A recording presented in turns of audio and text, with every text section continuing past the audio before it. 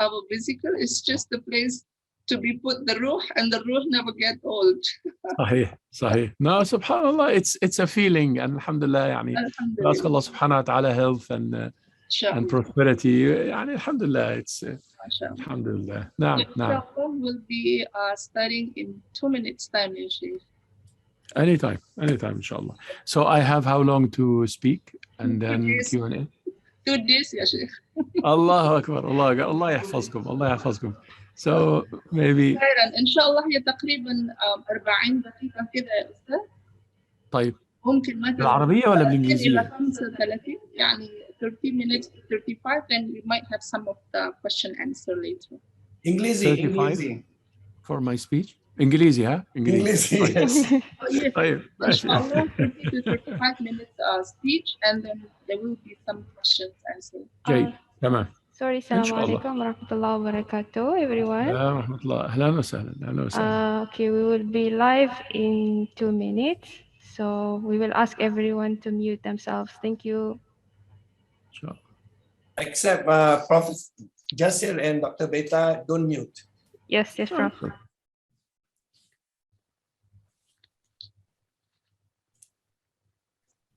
ما شاء الله. اللهم صل على محمد. يا رب.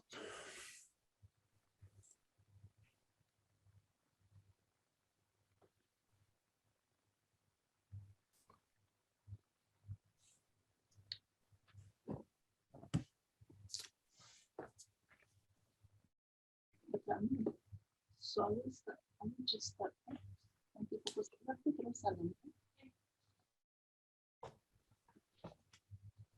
You tell me when I start.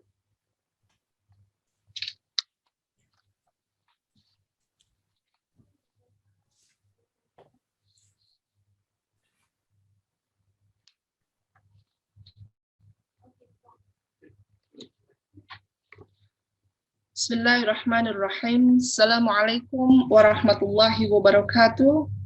Ladies and gentlemen, welcome back to Vihasc' 2021. We would like to remind you that this is a virtual program. Your cooperation in making this program as smooth as possible is greatly appreciated. Bismillahirrahmanirrahim. Honorable Professor Dr. Ahmad Hafiz Zulkifli, the Deputy Rector responsible Research and Innovation International Islamic University, Malaysia. Honorable Professor Dr. Aksma Ismail, President of Academy of Sciences, Malaysia, and advisor of the Virtual International Halal Science Conference 2021. Honorable Professor Dr. Jasir Auda, the President of Maqasid Institute Global, the International Institute for Islamic Thought. Honorable Mr. Bilal Pervez, Honorable Madam Nuraslina Zainal Abidin, and honorable guests, distinguished speakers, as well as Honorable Professor, Dr. Hamza Muhammad Saleh, our Dean, International Institute for Halal Research and Training in HART, International Islamic University, Malaysia, and the chairperson of the Virtual International Halal Science Conference 2021. Honorable guests, distinguished speakers, presenters, and committee members, participants, and ladies and gentlemen. Alhamdulillah Rabbil Alameen. Alhamdulillah alladhi hadana lihada wa ma kunna linahtadiya lawla an hadana Allah. Wassalatu wassalamu ala ashrafil anbiya'i wal mursalin wa ala alihi wa ashabihi ajma'in wa ba'd. Good morning and welcome to the second day of first Virtual International Halal Science Conference 2021. Alhamdulillah that we have completed the parallel session with 48 speakers presented their papers. It is now the time to get together again to listen to our great speakers. And Alhamdulillah Rabbil Alameen, this time, mashallah, we have our first keynote and the only for today, Sheikh Professor Dr. Jasir Aida. And please allow me to read the biography of our Sheikh al-Kabir. Alhamdulillah, ahlan wa sahlan ya Sheikh. Professor Jasir Auda is a scholar of Islam. His latest contribution is a new maqasid methodology that aims to bring about a restructuring of Islamic scholarship around a complex network of the higher objectives or maqasid of the Quran and the prophetic traditions. He is the president of Maqasid Institute Global, a think tank registered and building research and educational projects in a number of countries. He is a Shatibi Chair for Maqasid Studies at the International Peace University in South Africa, a founding and board member of the International Union for Muslim Scholars, an executive member of the Fiqh Council of North America, a member of the European Council for Fatwa and Research, and the chairman of the Canadian Fiqh Council. He has a PhD in the philosophy of Islamic law from University of Wales, UK, and a PhD in systems analysis from the University of Waterloo, Canada. Early in his life, he memorized the Quran and undertook traditional studies at the study circles of Al-Azhar Mosque of Cairo, Egypt. He worked previously as a professor at the universities of Waterloo, Ryerson, and Fulton in Canada, Alexandria University in Egypt, Faculty of Islamic Studies, Qatar, American University of Sharjah, and University of Brunei Darussalam, Brunei. Professor Auda lectured on Islam and its law in dozens of countries, mashallah, and wrote 25 books in Arabic and English, some of which were translated to 25 languages. MashaAllah, ya Sheikh, ahlan wa sahlan. Without further ado, I would love to invite our Professor, Dr. Jasir Auda, for the program. بارك الله فيكم بارك الله فيكم جزاكم الله خير. بسم الله الرحمن الرحيم. الحمد لله رب العالمين حمدا كثيرا طيبا مباركا فيه مباركا عليه كما يحب ربنا ويرضى وكما ينبغي لجلال وجهه وعظيم سلطانه، والصلاة والسلام على أسعد الخلق وخاتم الرسل محمد صلى الله عليه وآله، ورضي الله عن المهاجرين والأنصار ومن تبعهم بإحسان إلى يوم الدين. ثم أما بعد. It is such a pleasure to be back in a Malaysian context, even though I'm sitting here in the Canadian capital, Ottawa, which is 12 hours distance and so far in terms of miles, but my heart is not that far from Malaysia. Alhamdulillah, our frequent visits had bonded us with a number of my brothers and sisters there and a number of institutions that work for Islam, alhamdulillah. And we're looking forward, we were speaking before the session, looking forward, inshallah, to a next visit, inshallah, when the public health situation allows in Canada and in Malaysia, inshallah soon.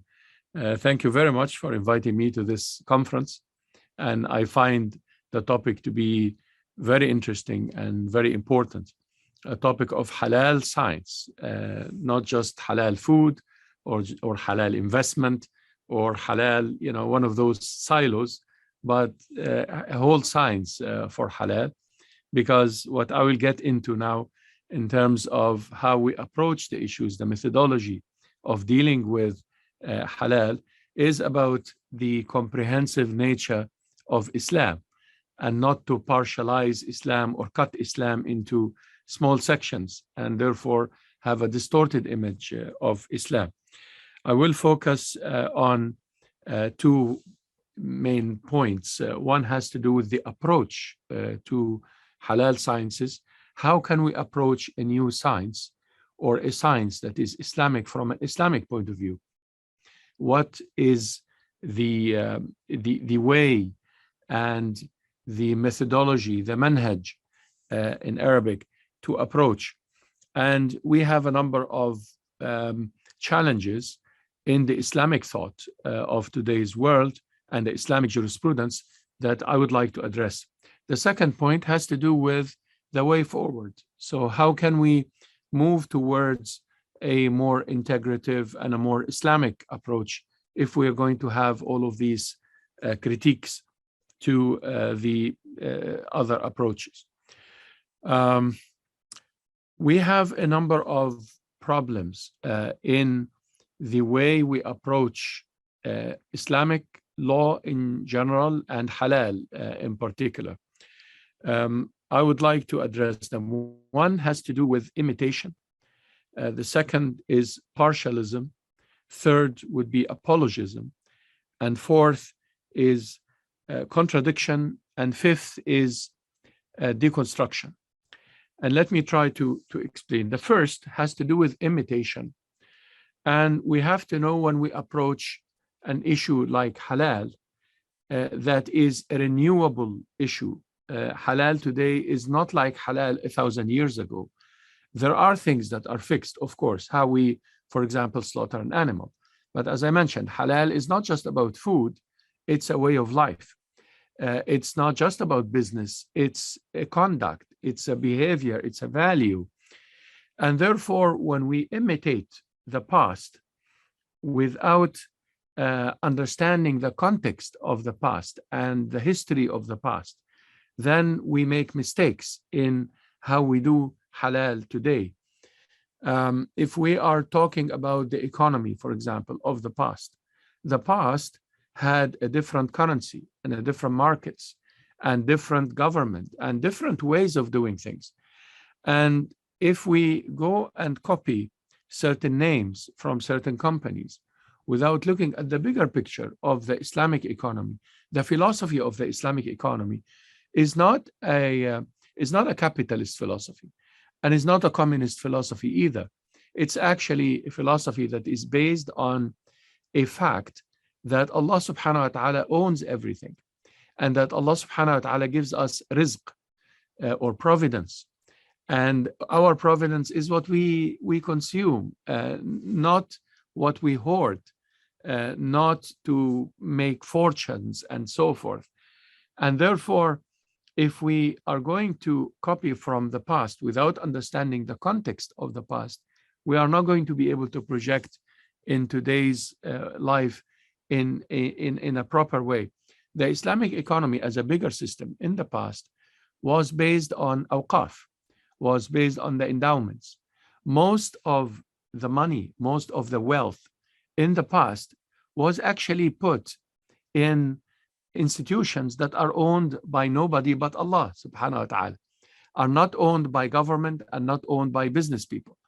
And therefore the Islamic approach to economic issues is not a business approach and is not a government approach. It's actually an approach where we Muslims leave our ownership of a major part of our wealth and keep what we need, but leave a major part of that and form institutions that are civil institutions that are not under the control of the government and is not for profit.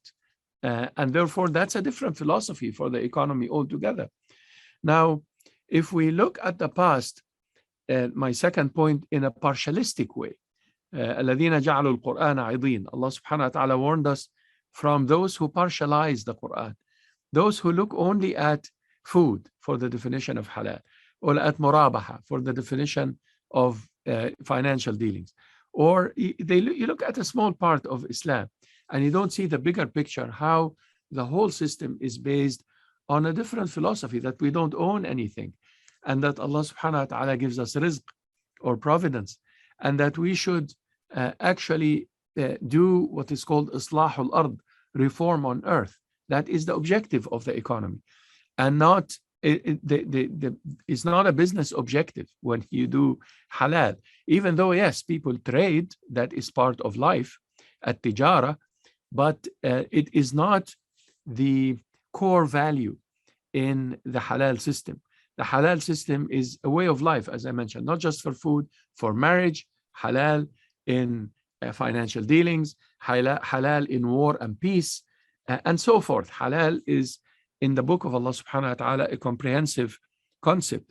And therefore, partialism and imitation caused us a number of superficial approaches to the issue of halal. Once we think that we say Bismillah and we slaughter a chicken, then it becomes halal. But the chicken by all means could be haram if we are going to take a holistic rather than a partialistic approach. And if we are going to imitate with understanding of the history and not just take cutting pieces. I was on a committee here in Toronto, in Canada, that has to do with halal certification. And then I realized that the company works in a line of slaughtering chicken, and they don't have time for the production, you see, because here is the philosophy that is a capitalist philosophy at the core of this, and they want to slaughter, I don't know, 10,000 chicken every day. So they have a recorder that says Bismillah, Bismillah, Bismillah from a computer, and it's the same good old slaughterhouse, and the chicken cannot even stand on their feet. So when I joined that committee, I told them, this is haram, this is not halal. They said, we say Bismillah. I said, Bismillah is a way of life. Bismillah is not something we say, let alone a computer up in the ceiling that says Bismillah with a loudspeaker. Bismillah, Bismillah, Bismillah, Bismillah. That doesn't make and the chicken that we eat, they have to be standing on their feet. They cannot just be meat. When you look at the animals and birds as meat, as consumption, that is a philosophy that is not Islamic, because Allah subhanahu wa ta'ala told us in the Quran, umamun amthalukum, they are nations and communities like you, and we have to treat them this way.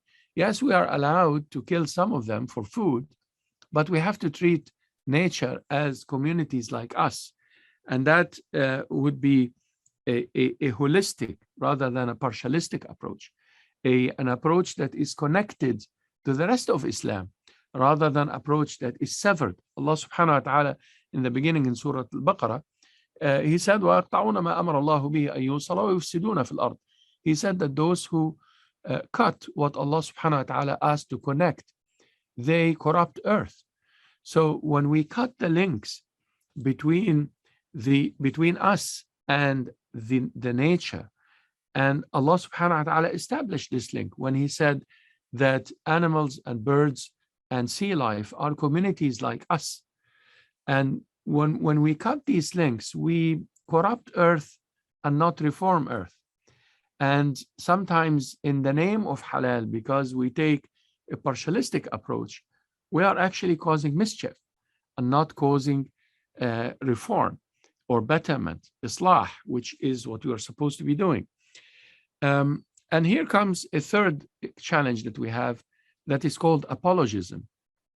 When we make a trick in order to legalize something that is not legal in Islam.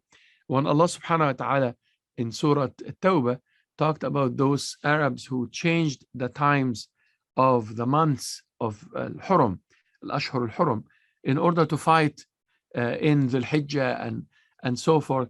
Allah subhanahu wa ta'ala said, فَيُحِلُّ مَا حَرَّمَ اللَّهُ. Like sometimes we do this apologism in order to make riba halal by a trick. And unfortunately, we do that sometimes in the name of maqasid al-sharia. And here comes my third point, where we say that because of hifz al-mal, yes, in the sharia there is the preservation of wealth, but it doesn't mean that in the name of the preservation of wealth, we allow riba, usury, we allow ihtikar or monopoly, we allow dula bayn al-aghniya, we allow oligopoly. The rich and the poor in our Muslim societies have such a huge gap, and that is not Islamic. And yes, we can say that we have Islamic dealings and we have Islamic banks and so on, but the Islamic banks are not halal if they are going to accumulate accumulate the wealth in the hands of the rich versus the poor. And the Prophet ﷺ said, if somebody is hungry in a society, then Allah subhanahu wa ta'ala disowns the whole society. That is Islam. And therefore, we have a collective responsibility. When we take a method, an approach, a philosophy of the economy that is not the Islamic approach, and we apologize for it, and we do this partialism and the imitation, and in the name of being Shafi'i or Maliki or Ja'fari or something, we legalize things that are not legal in Islam because we are copying from the old books and bits and pieces without looking at the integrative picture and whether we connect what Allah asked us to connect or not, and whether the society is moving towards the achievement of the higher objectives of Islam, which is ibadatullah subhanahu wa ta'ala, the worship of Allah in every sense, islahul ard, the reform on earth, ihya'un nufus, the giving life to people and giving dignity and so forth. We have another challenge that is in the contradiction of sources sometimes. We have to get our sources of halal from the Quran and the Sunnah of Muhammad sallallahu alaihi wasallam. But sometimes we think that Islam is divided into two sources. One is called naqli and the other is called aqli. And it is true that there is something called naql or wahi, revelation in Islam, and there is something called aql, which is using of rationality in Islam. But rationality in Islam is not secular. The problem is that sometimes we take al-naqli to mean only the schools of fiqh and not al-wahi, not the revelation. And we take aqli to mean secular knowledge. And we study business, or we study management or economics or architecture in the typical Western American textbook of Chinese, British philosophy. And then we take that and we consider it to be aqli. But aqli in Islam is not secular. Aqli in Islam is based on the Islamic approach and the Islamic methodology. And when we contradict between the aqli and naqli this way, by defining Islam as the opinions of the schools from the history of jurisprudence, and we define aqli as secular knowledge that is based on a materialist philosophy. Psychology is based on Freud, and biology is based on Darwin, and economy is based on I don't know, Marx or the Chicago School or something. And then we say that we are bringing aqli and naqli, and that is a challenge in the Islamic thought. People who asked for the aqli and naqli to be used from our asatida that taught us, they asked for both of them to be Islamic. They did not ask for the naqli or the aqli to be secular. So we need to deal with this challenge. And finally, dealing with Islam as a social phenomenon rather than dealing with Islam as its original sources. So how can we go forward? This would be the second part of my presentation. I'm not sure if you can see my screen here. I hope you can. How is a question of approach. And the approach has to do with a methodology that we developed in the Maqasid Institute. And we have a number of, alhamdulillah, scholars and students who are working on it. That would mean a way of doing research in the halal sciences that is Islamic, coming from the Quran and the Sunnah, does not suffer from contradiction or imitation, blind imitation, or partialism or apologism that goes beyond what I mentioned in terms of the challenges we have in the contemporary Islamic thought. We start with a purpose, and purpose definition is different from problem definition, because when we start with a problem definition, like those brothers who wanted to slaughter 10,000 chicken in this halal business, this is a wrong definition of the problem. But if the purpose is halal food, or if the purpose is the reform on earth, or if the purpose is the worship of Allah, and how can we worship Allah, then we go down and define some objectives or maqasid that are based on the maqasid of Islam. So we have to start with a purpose and not with a problem definition in the materialistic sense that could be based on a methodology that is not genuine. And it's very important to have a genuine methodology. The second step is to do cycles of reflection in the Quran and the Sunnah of Muhammad sallallahu alaihi wasallam to see how we can read that. I am aware that this conference is not just for my brothers specialized in Sharia or sisters, it's also for different specializations. And we need to break the monopoly of scholars of Islam over the reading of the Quran and Sunnah, because the Quran and Sunnah are not just for scholars. Yes, you can ask a scholar if you have a technical issue in a fatwa or something, but you as a biologist or a psychologist, somebody who deals with business, somebody who deals with policy, somebody who deals with education, you don't have to ask for fatwa in order to apply Islam in education or apply Islam in your business. You need to read the Quran and the Sunnah of the Prophet ﷺ. And it's essential that we develop ways of reading, frameworks, how to make a framework, what we call in Islam a tasawwur, how to describe the issue, how to understand the reality without being hijacked by ideas that are not Islamic or philosophies that are alien to Islam. And then you can do the critical studies of literature and reality, and then you come up with formative theories and principles, not necessarily fatwas, but principles and theories. Fatwas are for the areas of sha'air or rituals or ibadat. Sure, these are fixed. I'm not talking about these. I'm talking about halal sciences, things that are related to the environment and industry, things are related to architecture and planning and management and halal, every aspect of halal. We need Islamic theories and Islamic principles to be thought anew in order for us to deal with the contemporary times, because we cannot really imitate the politics of the past or the economics of the past or the urban planning of the past, because the past had very different technologies and very different challenges from the current times. How can we read the Quran and Sunnah in order to come up with a framework? Let me show something very quick of a complex framework that is actually going to describe the way you approach research. You have to, as I mentioned, start by defining your objectives, and the purpose is going to lead you through the research you're doing.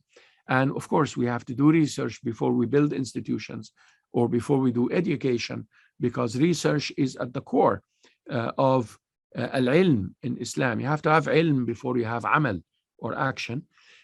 Concepts are very important. The concept of halal, the concept of tayyib that comes in the Quran, in Surah Al-Baqarah and Surah Al-Nahl and so on, halalan tayyiban, that concept of tayyib, what is it? And that concept of halal to start with, what is it? And what is the opposite of that? When we say al-ifsad of al-ard, or corruption on earth, how do we do corruption on earth while sometimes we don't know? Usury, riba is corruption on earth. Monopoly is corruption on earth. Cutting the family ties is a corruption on earth. Destroying farms or forests, destroying the air, destroying the water in Islam is corruption on earth. And therefore, the concepts have to be dealt with. And when you read the Quran with an eye of a scientist or an eye of a strategist or a policymaker, you will see things in the Quran that a person who deals with Islamic law like myself would not be able to see, because you will see different concepts based on your background, based on where you're coming from, the problems you see in the reality. And therefore, you can start to integrate the objectives and the concepts in order to come up with genuine Islamic research. It's very important to look at values too, and not to devoid the ahkam, or the commands of Islam, from the values of Islam. The commands of Islam are full of the values of mercy, of cooperation, of unity. You cannot deal with the environment without mercy. And mercy, as the Prophet ﷺ taught us, is not just for my children or my family or humanity. Mercy is for everything, for the animal that you slaughter, mercy for the birds that we deal with in the environment, that we corrupt the environment. Mercy is with the fish. We have a problem here in Canada in terms of fishing sometimes in a way that destroys the sea environment, with electrocuting everybody, or in some cases using war machines in order to fish.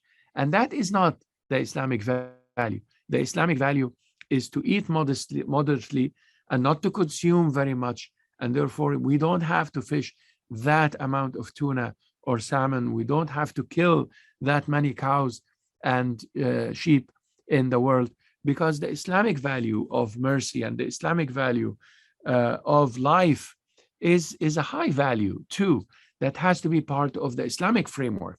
The objective, if it is set properly, then we are able to free our halal thinking from the capitalist philosophy that is at the core of it right now, that is corrupting our vision sometimes. The universal laws, or Sunnah al-Ilahiyya, Allah subhanahu wa ta'ala created, for example, the environment in diversity. We cannot destroy the diversity of the environment, or the diversity of the society, or the diversity of the plant world, or the animal world, or the diversity that Allah subhanahu wa ta'ala has put on earth between mountains and valleys and so forth.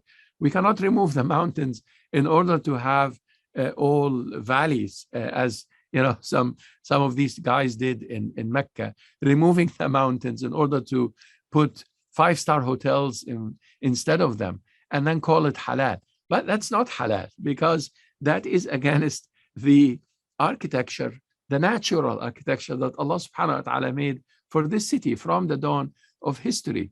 That is against the protection of this city from invasion, Allah forbid, from the outside when you remove the mountains. That is not with the objectives of Hajj and Umrah. When you go to do Hajj and you're sitting in some 5 or 7-star hotels and you pay thousands of dollars a night in order to eat, caviar and so on. What kind of Hajj and Umrah when people sit in Arafat in nice tents and eat caviar and so forth? That is not what Islam is asking us to do in terms of halal. That is a misguided approach to Islam, and an approach to Islam that misses the concept, misses the values, misses the commands, misses the objectives. When you talk about the groups as well, we have to understand that in Islam, the fi'at, the parties, the groups, the categories are defined between al-mufsidun al-muslihun, the corruptors and the reformers, between people of knowledge who are called al-ulama, and people of ignorance that are called juhala or jahiliyyah. We have to define the groups this way in order for us, for the Quran and the Sunnah of the Prophet ﷺ to give us guidance on how to deal with the reality, and to define the society based on the groups that the Quran and the Sunnah define to start with. And the proofs as well that have to do with fallacies that we fall in sometimes in the name of legal tricks and so on, especially when we deal with the halal business. It's a long story. I just wanted to give a background and some ideas on the importance of research before we get into action, and the importance of methodology in the research approach, how we can avoid falling in blind imitation, despite the fact that we study history, but we do not blind imitate history, and we do not blind imitate others who come from a non-Islamic perspective, how we can avoid partialism and apologism as a way of doing halal business sometimes that miss the bigger picture in Islam, miss the bigger economic system that is really a system that is very environmental friendly and that is owned by nobody but Allah subhanahu wa ta'ala in the most part, rather than being the the monopoly between the governments and the business people these days, how they control people's lives. Governments are legitimate, obviously, in Islam, but not to control the societies and what they do. And business is legitimate in Islam, but not to control, again, societies. Education in Islam is not a business and is not supposed to be under government necessarily, except for regulation. Education is a social movement in Islam that is based on awqaf.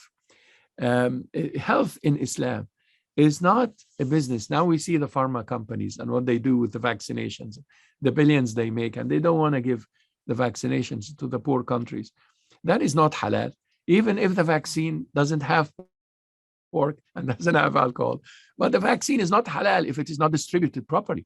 If the poor person dies because they cannot find a vaccine and the rich person gets the vaccine, that is not halal, because part of the halal is to distribute. The food is not halal if we have hungry people in the city. We have hungry people here in Canadian cities, and I'm sure everywhere in the world, because of COVID and the economics. And we go and feed hungry people in Toronto and let alone in the Arab world and the Muslim world, where hunger is a phenomenon now. That is not halal food if the hungry doesn't get some of it, you see. And therefore, we look at Islam in a connected way. We connect the sha'ira or the ritual, the ibadah. Yes, we say Bismillah and we slaughter, but we connect that with the poor and the hungry and the destitute. We connect that with education and research. We connect that with the environment and good governance and good policy and so forth. And that is how Islam becomes a way of life, and that is how we can build a halal science. I gave a very brief talk, and we ask Allah subhanahu wa ta'ala to guide and forgive all of us and increase us in knowledge. Again, I'm very happy to be back. Assalamu alaikum wa rahmatullah. اللهم آمين وعليكم السلام ورحمة الله وبركاته. شكرا جزيلا جزاكم الله خيرا كثيرا يا شيخ. Thank you so much. But we have some of the questions. Prof. Jasir Aida, will you be with us still? Absolutely, yeah. Yes. For your information, is that the theme of this conference is enhancing and strengthening halal industry through science. So, Prof, this year is actually the 10th anniversary of InHeart. Yes, and Alhamdulillah Rabbil Alameen. MashaAllah, Prof. So, Alhamdulillah, it's very good that we know you give very good. We understood that the objective of this halal is actually islahul ard. So it's not just that the permissible, because we always keep in our mind what is halal, okay, permissible, what is tayyib and this, but there are lots of things that we have to think of. And Prof, we have some questions here, if I may read. So please. Here, yes, one of the questions is that, how do you see about the current global scenario as Muslim just being the user, consumers, but not the main producer, in particular on halal products, foods, medicines, etc.? Yeah, well, I think that as an ummah, we have a major struggle, as you mentioned. We are consumers, and we have to fight on a number of fronts. One of them is research. We have to produce our own knowledge and our own ideas. It is essential that we do not consume, first of all, ideas only, because Islam has an approach in building economies and institutions and so on that is a different approach. And I'm speaking to an audience that's mostly Malaysian. I know that Malaysia tried to have a sort of an independence or some say in the economics of the world that is different from the hegemony of the economic powers today. And I know that this is very challenging, but this is the start. This is how we can avoid being consumers, that we plant our own food, and we have our own currency, and we free our economies from the dollar and from, I'm talking even here in Canada, trying to free ourselves from the dollar that is the US dollar. It's very important that people who want to lead, they have to be free. And being free has to do with good governance. We have to have the least amount of corruption in our Muslim governments, because otherwise, if governments are corrupt, they are tyrants, and they cause problems, and they keep the masses ignorant, and they keep the masses consuming. But when the governments are free, and they have integrity, and they have their alliance with Islam, and they see Islam in the right perspective, then they educate their people. They make sure that the masses are educated, and the masses understand the challenges, and the masses are not consumed with just entertainment. It is very important that we free ourselves from entertainment, free our youth from the social media, I mean the negative side of it, and the games industry and all of that, because we will continue to be consumers if our youth, all they're doing is gaming and chatting with useless, internet chats. But if we free ourselves culturally and economically and politically, and inshallah, one day maybe the ummah will defend itself militarily. That's a different story. But at least we free ourselves culturally and intellectually and academically, then perhaps we can go beyond consumerism and have dignity as a Muslim ummah. Allahu a'lam.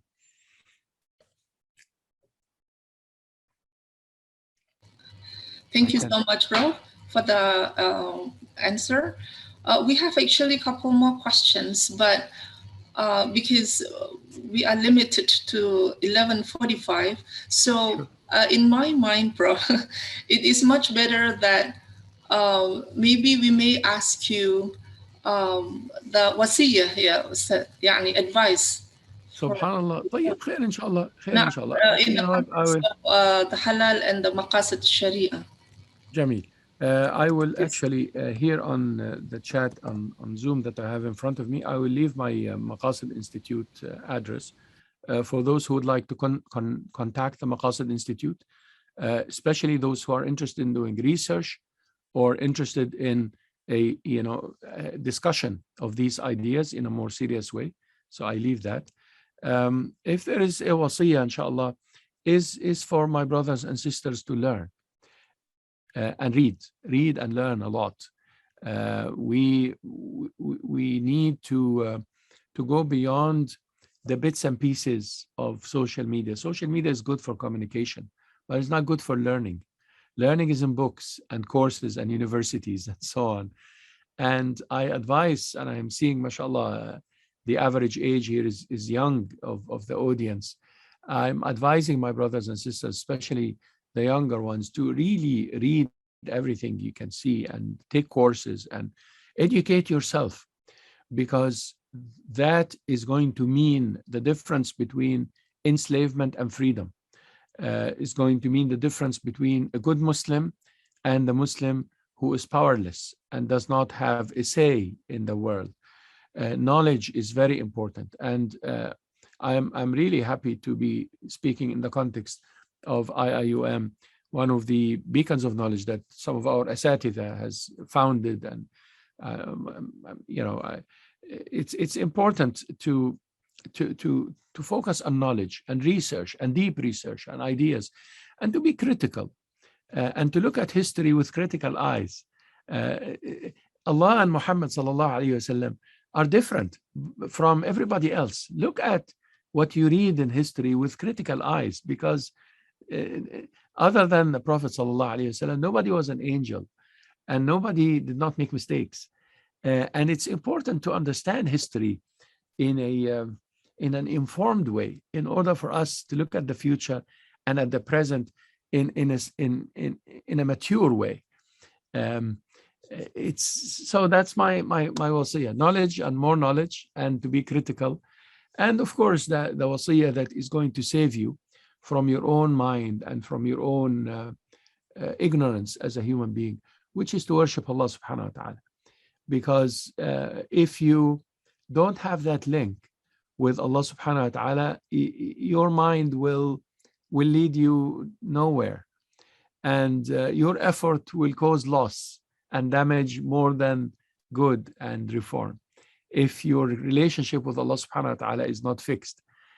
We say in Arabic, إن لم يكن عون من الله للفتى فأول ما يجني عليه اجتهاده.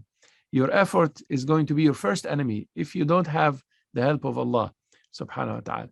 So again, an advice, very basic advice, but very important to, fix what's between us and Allah subhanahu wa ta'ala.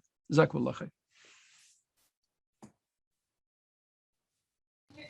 MashaAllah, tabarakallah, Sheikh, shukran jazilan. Thank you so much, barakallah fikum. This is also the same, like your wasiyah goes to the maqal al-mu'min al-qawi khayrun wa ahabbu ilallah min al-mu'min al-da'if. So I think this is one of your wasiyah, that the strong believers, they are better and most beloved to Allah subhanahu wa ta'ala than the weak believers. And I believe that this strength and this weakness in many different things, in iman, in knowledge and all this. And we thank you so much, bro. Allah yahfadukum, Allah yahmikum, Allah Barakallahu feekum, ukhti, barak feekum. Jazakallah khair, Dr. Hamza, and looking forward to seeing you, inshallah, Prof. Hamza. Shukran, thank you very much. Thank you so much, Prof. And here, Prof wrote in the chat, those who like to ask more questions is Jauda, Jauda at maqasid.org, and you can check your chat box, inshallah. Inshallah. Thank you. Barakallah feekum. Barakallah feekum. All the best, inshallah. Waffaqakum Allah. Stay safe, inshallah. Stay safe. Assalamu alaikum wa rahmatullah. Alaikum assalam wa rahmatullahi wa barakatuh. MashaAllah, alhamdulillah. And now, yes, it's time for our honorable speaker, Mr. Bilal Pervez. I would love to read the biography, the very short biography of Mr. Bilal Pervez. Mr. Bilal Pervez is Executive Director, Islamic Business and Head of Products, Standard Chartered Sadiq Berhad. Bilal Pervez joined Standard Chartered Sadiq Malaysia in 2014 as part of the Islamic corporate team. He leads the corporate products team and is also responsible for some of the regional initiative of Sadiq in ASEAN market. Bilal leads the Halal 360 initiative and is the country champion for sustainable finance. Prior to his move to Malaysia, he was with Standard Chartered Sadiq UAE as part of the global Islamic banking team managing various portfolios, including structured trade finance and transaction banking. He played an instrumental role in originating various landmark transactions across GCC, South Asia, and ASEAN. Bilal holds an MBA with various academic and professional qualifications, including CIMA Islamic Finance Qualification UK, Omega Credit Skills Assessment, CSA. He is also an associate member of Chartered Institute of Islamic Finance Professionals, CIIF. He is happily married with one daughter and enjoys traveling and playing golf. MashaAllah. Khush Amadid, Ahlan wa Sahlan, and let's welcome Mr. Bilal Pervez. Time's yours. Over.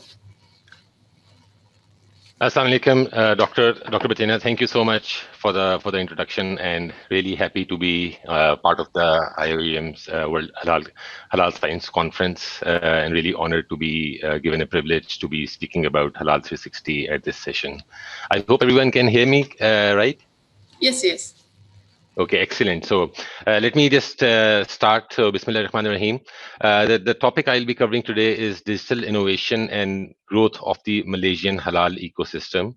So I'm sure we have a Q&A, but please feel free to enter your questions in the chat box, and then I hope I'll be able to answer some of them. So a bit of introduction on Standard Chartered SADC for those who don't know. So Standard Chartered SADC is is one of the only global international Islamic banks operating in a few markets, which includes Malaysia, Pakistan, as well as Bangladesh, Bahrain, etc. And it has been operating for last 15 years. Standard Chartered SADC is also one of the leading sukuk players globally, internationally in Middle East, as well as also in countries like Malaysia, Indonesia, etc. So if you could just please move to the slide number 4. So I was talking about Standard Chartered SADC. So and obviously being an Islamic banking institution, we have a robust Sharia process. Actually, SADC has 4 Sharia boards, starting with our global Sharia board, which is based in out of UAE, and Dr. Aznan, whom I think most of us know very well. He's the chairman of the Standard Chartered SADC Global Sharia Board. In addition, we have a Sharia board in Malaysia for our Malaysia entity, Standard Chartered SADC Berhad. We also have a Sharia board in Pakistan and UAE. So we, as all Islamic banks, we follow a robust Sharia process, and I would like to say that we are the largest international Islamic network, which is operating across the various markets. And interestingly, Standard Chartered, being a bank which is focused in Asia, Africa, and Middle East, as a global bank, our Islamic banking footprint also covers these markets, and this is also where 70% of the Muslim population resides. So our SADC offering is quite relevant to our clients and the consumer base in the markets where we operate. We are on this slide. You can also see some of the large landmark transactions that we have done globally with various international bodies, ranging from solar to renewable energy to petroleum, banks, etc. So we are one of the market makers and the thought leaders in this space, and we are very, we take pride in being industry leader in a lot of products and services from an Islamic or a Sharia compliant perspective that Standard Chartered has offered, and we keep offering to meet the requirements of our corporate as well as consumer banking clients in the markets where we operate. So on the next slide, you can see our Standard Chartered SADC footprint. So I mentioned that we are operating in a few markets. So yes, these markets include Dubai is our global head office. In addition, we have offices in Bangladesh, Pakistan, Malaysia, UAE, Saudi. Now we are onshore in Saudi, Bahrain, Qatar, etc. So it's a large Islamic banking network, and that actually helps us meet some of the requirements of our clients in the footprint. So we know a lot of Malaysian companies which are operating in Middle East, a lot of Middle East companies which are operating in Malaysia, Indonesia, etc. So we, as a Islamic banking provider, where the client's requirements are to meet Sharia compliance, that's where we come in. And actually, if you look at the Halal 360 proposition, which obviously I'm going to be talking about on the next slide and then onwards. So the purpose of our Halal 360 proposition is also to create a Sharia compliant trade ecosystem. So that's exactly where our international Islamic network comes and helps us to create that facilitation and supporting the requirement of the companies from a Sharia compliant ecosystem perspective. Because what we see is that there are a lot of banks which are providing financial services probably in 1 or 2 markets, but when we are talking about a global trade ecosystem, when we're talking about international cross-border halal trade requirements, that's where this requirement comes in. And just to give you a perspective, how this proposition came into being is a very large multinational came to us a few years back, and they wanted to know that whether Standard Chartered can support a transaction which covers few markets. One of them is South Africa, one is Singapore, and Saudi. So there is a large Saudi supplier who wanted to connect, who wanted to enter into a supply chain solution, which would be linked to some of the purchases the multinational was doing for Africa and for APAC region. And they asked us that whether can we structure a Sharia compliant solution, and obviously that was something that was we did not have 3-4 years ago. And when we developed that solution, it was very much liked because what it did was that the trade flow was already there, but they wanted Sharia compliance onto it because of the Saudi counterparty who wanted to deal in an Islamic solution only. So that's how this Halal 360 proposition was started, and that's how we have built up, starting from Malaysia. Now we have expanded it into a few other markets. From a Malaysia perspective, what we are doing is that we are collaborating very closely with Halal Development Corporation, and the idea of our Halal 360 proposition is to help the Malaysian halal exporters to get access to international markets, because that's something that will help not just Malaysia but also the SMEs in terms of their expansion, and then it helps the overall country's exports. It also helps the economy, and SMEs obviously need more help from a financial inclusion perspective, from a banking support perspective, and we come as an international banking partner to support the halal companies, not just starting from Malaysia and then expanding to the other markets.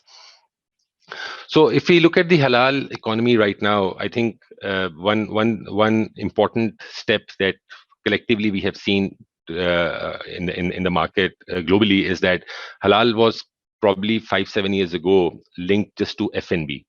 That okay, so whenever we are talking about halal, we immediately think about McDonald's or we think about food, etc. Right? So the idea is that okay, as long as the food is halal, it's good enough.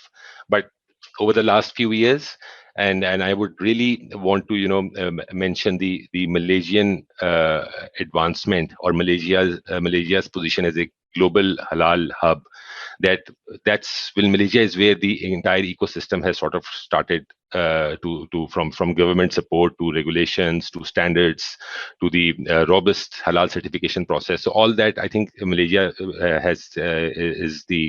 is where it sort of started to take place, and the initiation happened over here, and now a lot of other markets are trying to replicate. So apart from food and beverage, now even halal logistics, halal travel, modest fashion, even cosmetics, pharmaceuticals, and I know we were just discussing about vaccines and whether the vaccines are halal or not. So that speaks of the demand. So it's all demand led, right? So the demand is coming from the Muslim consumer or the Muslim population who is conscious and who is asking for a halal product. So and it links up to the awareness that has been brought about through the thought leaders, through education institutions, through regulators, through Islamic banks, etc. So it's the entire ecosystem or the sphere of the influencers who have now made the consumer aware from a perspective that even if you are buying a cosmetic product, whether it is halal or not.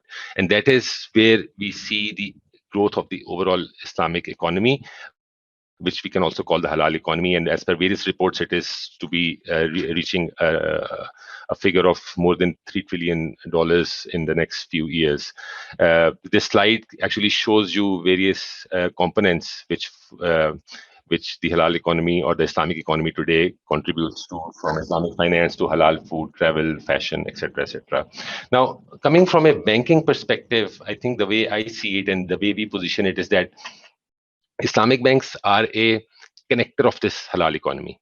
So on one hand, you have the buyers, you have the sellers, then you have the logistic player who's connecting them, and now there's a discussion that whether the supply chain is halal or not, whether there is a contamination on the goods, etc. or not. So all that is to maintain a Sharia compliant supply chain.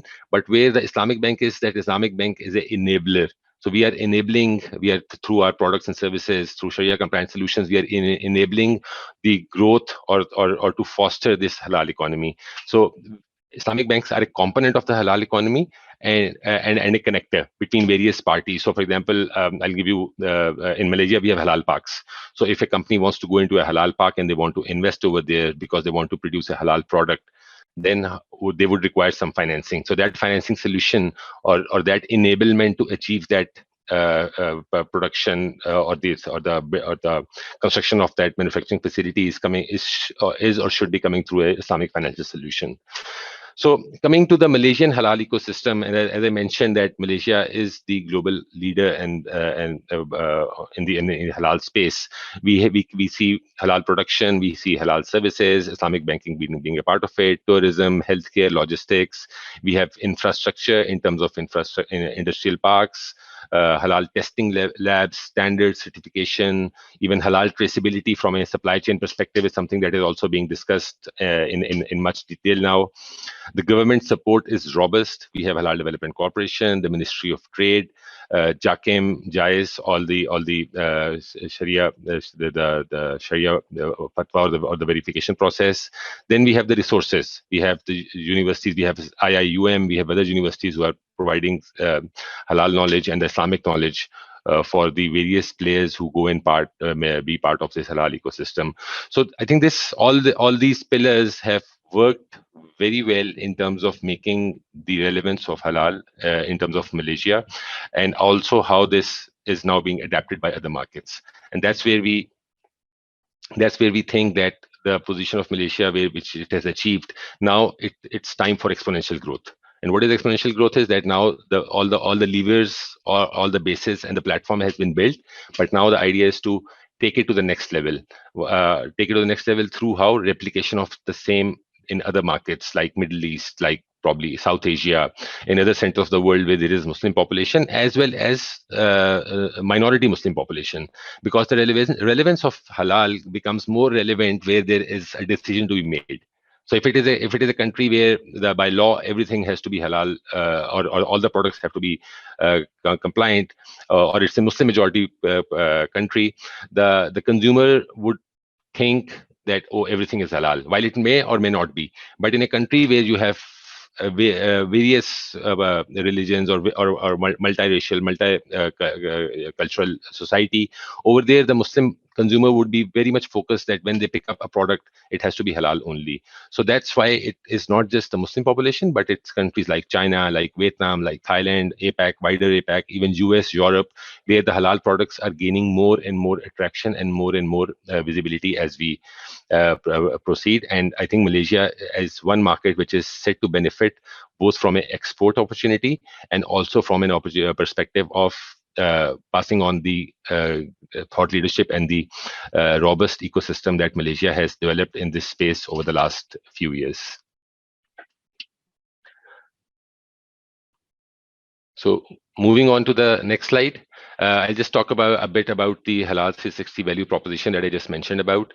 So there are three major pillars of the proposition. First one is linked to SMEs. As I mentioned, that SMEs, we have a strong agenda as Standard Chartered to support SMEs and to ensure that they are able to achieve exporter status. They are able to achieve their immediate requirements in terms of financial support, any other advisory that they require, even from a financial inclusion and a financial literacy perspective.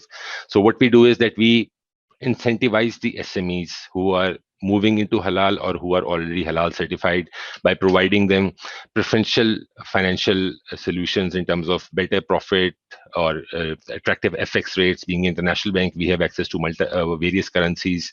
That's where we can support them. Or if they're looking at a simple business or a working capital requirement, we can come in and support them on their working capital requirements as well. So we are trying to go one step ahead, that apart from the financial solutions, we are also trying to make it cost effective to them, which would in return add to their profitability or how they are going to achieve better operating profits from the business that they do through reduced financial cost. Second important pillar of the Halal series proposition is the Asia Middle East Halal Corridor. So if you look at the Malaysian overall exports today, Middle East is not the top market where Malaysia is exporting. It's Singapore, APAC, etc. But Middle East has a huge potential from a halal demand. Even Africa and both Middle East and Africa combined. Why? Because if you would know the relevance of Middle East countries like Saudi, UAE, Bahrain, Qatar, etc. Over there is very little production of natural resources, so it's mostly imported in terms of food materials, etc. So Malaysia, being a large producer of some of these commodities and food F&B materials, it's a huge opportunity for the Malaysian companies to expand their outreach to the Middle East, and that's a new corridor where we are actively working. We have not only collaborated in Malaysia with the government agencies, we have done the same in UAE as well, UAE being the largest trading hub in Middle East. So we want to create this corridor, and we want to grow this corridor, benefiting the Malaysian exporters and the Malaysian companies. And lastly is the cross-border halal value chain, or the ecosystem, which I spoke about when I started this presentation, that how do Islamic banks come in and support the global supply chain from a trade finance perspective, from a liquidity management perspective. There are a lot of Sharia compliant investors, Sharia compliant companies who have gone global, who are investing in other markets, in various the healthcare, etc., and other segments. So how do we make sure that their international requirements, even in those markets where Islamic finance is not available in the market itself, how do international banks come in and they support their Islamic requirements on a cross-border or a global basis to create that Sharia compliant ecosystem and the value chain.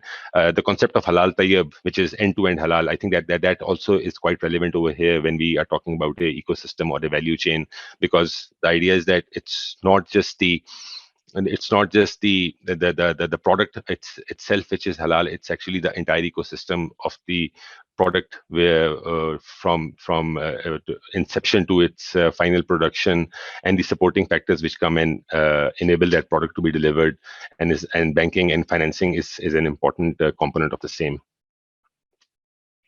So moving on, I think that we only have 20 minutes. I think I can talk for a few hours on halal and halal 360 and how halal is the next frontier of growth in countries like Malaysia. But I think we have limited time over here, so I'll quickly move on to digitization and how digitization is very important in today's time, especially in the pandemic. So when the COVID pandemic started, I think the biggest realization and a challenge that a lot of companies faced was lack of adaptation to digitization and to digital platforms.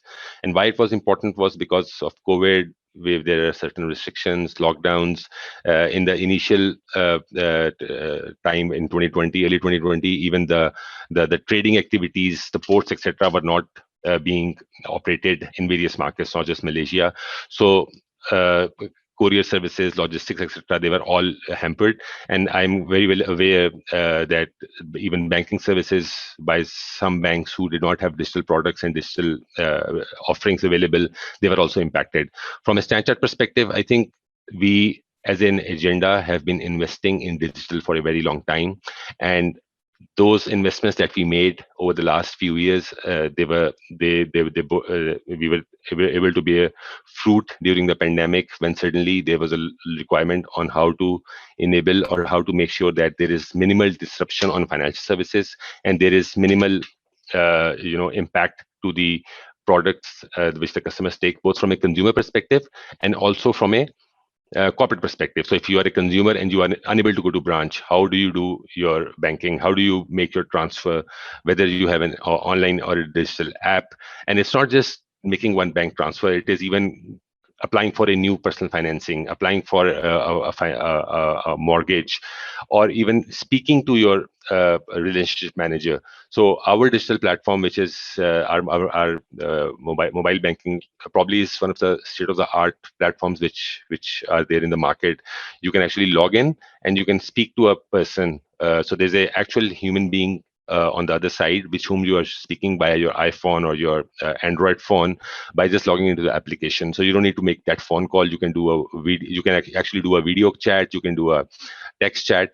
So that's why we call our digital solutions human with a digital touch, because from the way we see it, humanity or the human touch has to be there. Banking, financial services, they're all very trust linked products and offerings. You as a customer, you would always want to be able to have that feeling of trust when you are talking about a financial problem or you're going to access. So if it is all automated and there is no human touch, probably that trust factor would not be as relevant. So that's why we taking cognizance of that fact, we have made sure that while the services are offered digitally, but the human touch remains there. And it also expands to even wealth management. So if you're looking for a takaful coverage plan, you can also do that online through the online platform. So again, linking to the importance of digitization and how it has supported the companies in the pandemic. And even if you look at the at the government side, the government has also been incentivizing through various packages for the companies to go digital, for the SMEs to go digital in terms of how they can adapt to digital platforms to enable online sales.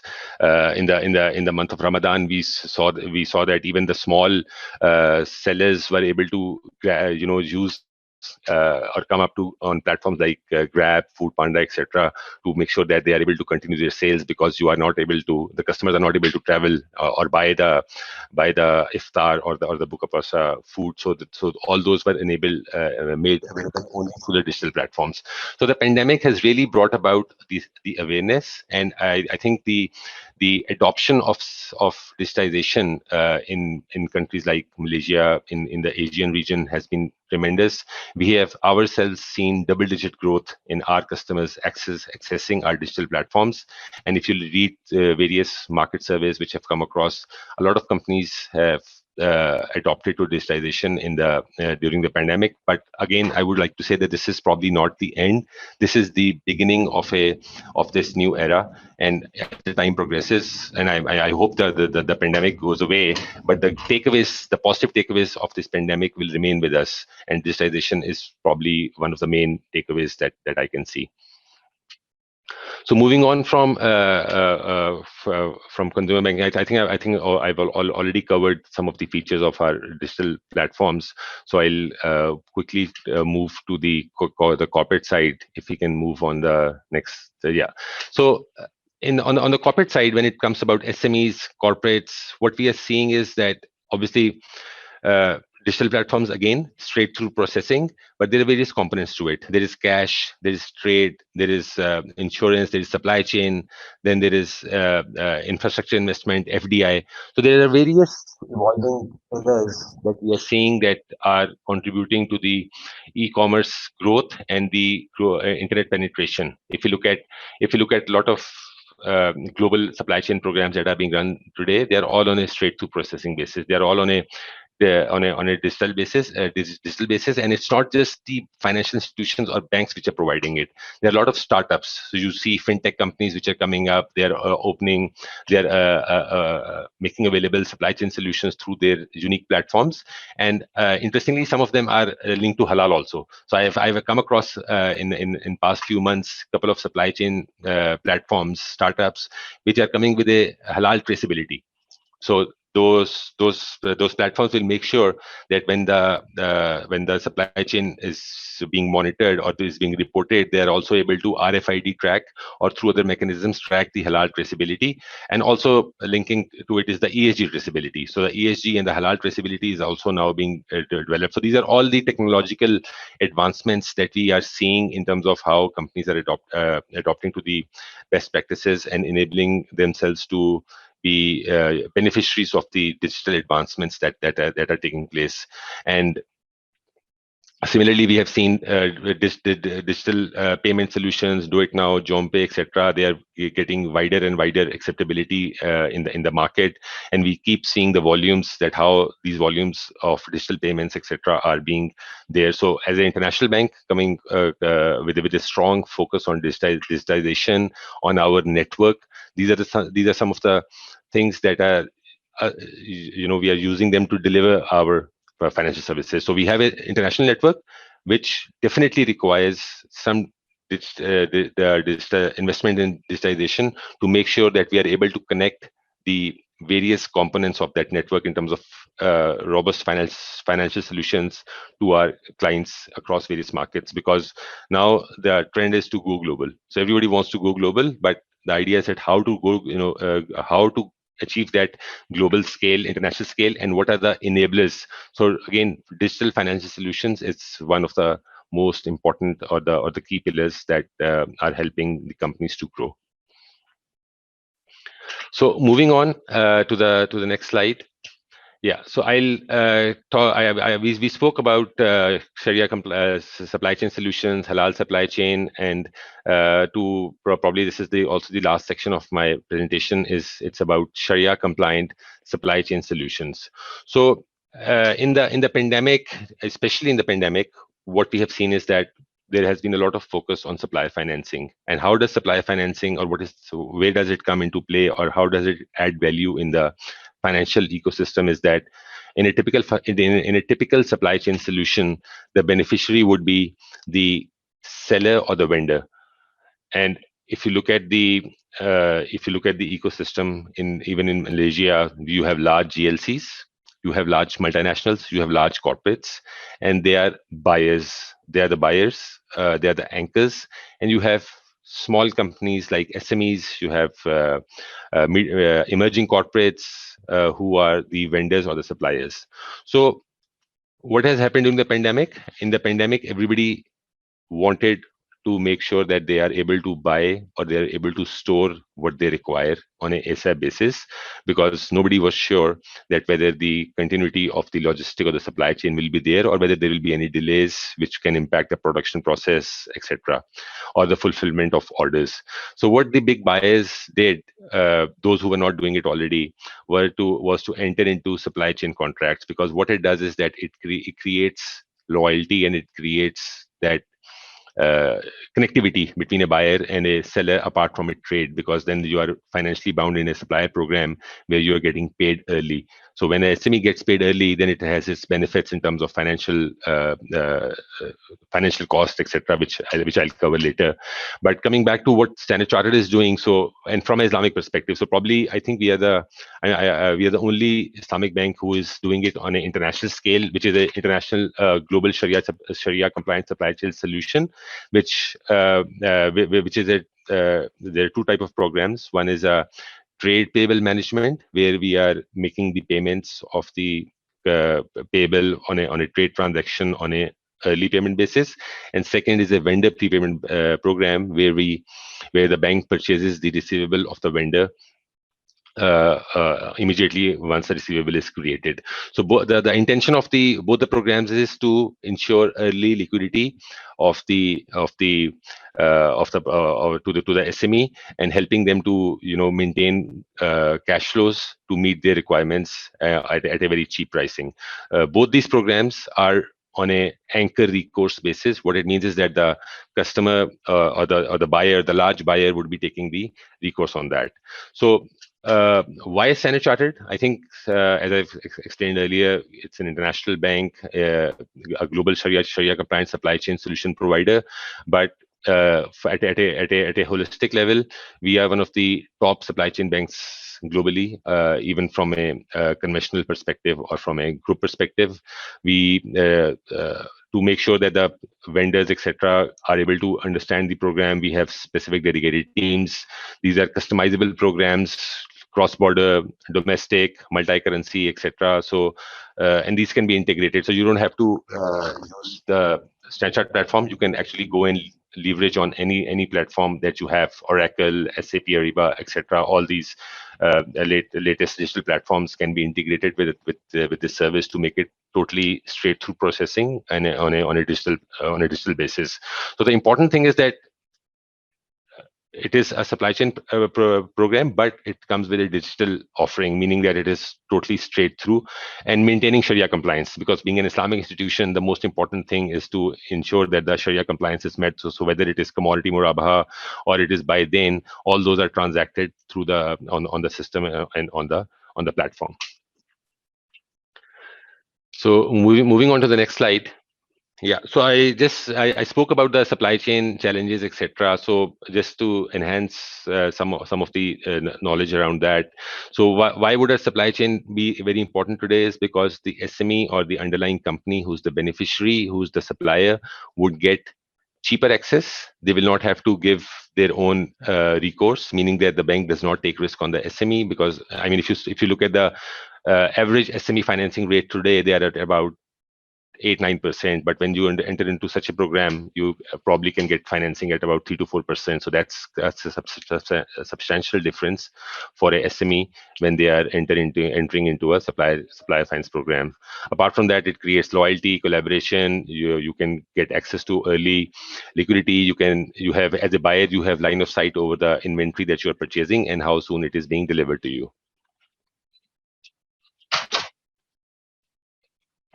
So again, some of the things that I've covered: pricing, supplier base, relationship, efficiency, digital process, transparency, reporting, trade cycle visibility, less manual effort, etc. So these are some of the features for both the supplier and the buyer that are who are able to achieve out of this. So I mean, the messaging which I'm trying to give here today, obviously, is that we have halal as an ecosystem. We have halal players, we have halal companies, but it's for Islamic banks to come up with solutions which are able to serve this halal economy and the halal industry, especially the SMEs, especially the companies which need more help. If it is a large corporate, if it is a top multinational, they would have banks lining up. But where it creates impact, where it creates economic sustainability, where it creates financial inclusion and the support to the sector which deserves the most, are the SMEs and the small players.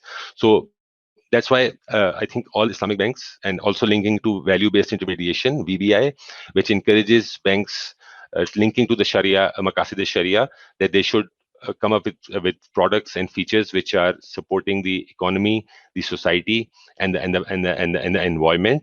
So I think the economic support and the social support comes out very strongly through these solutions, through these propositions, to enable the halal companies and the halal ecosystem to grow through digital solutions, through digital platforms. And during the time of the COVID, of the pandemic, the relevance of digital solutions, both for consumer and corporate banking, has emerged as a clear requirement, as a clear demand from the consumer, and it's up to the financial institutions, the service providers, to the banks, to make sure that these services are provided in a robust and a seamless way, and ensuring the data protection. The biggest risk when you're going digital is that the fraud and the scams. So all these and actually there was a report I was reading that during the pandemic or during COVID, online frauds, etc., have also reached a peak.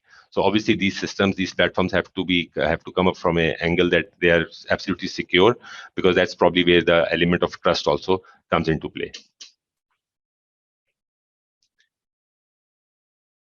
Okay.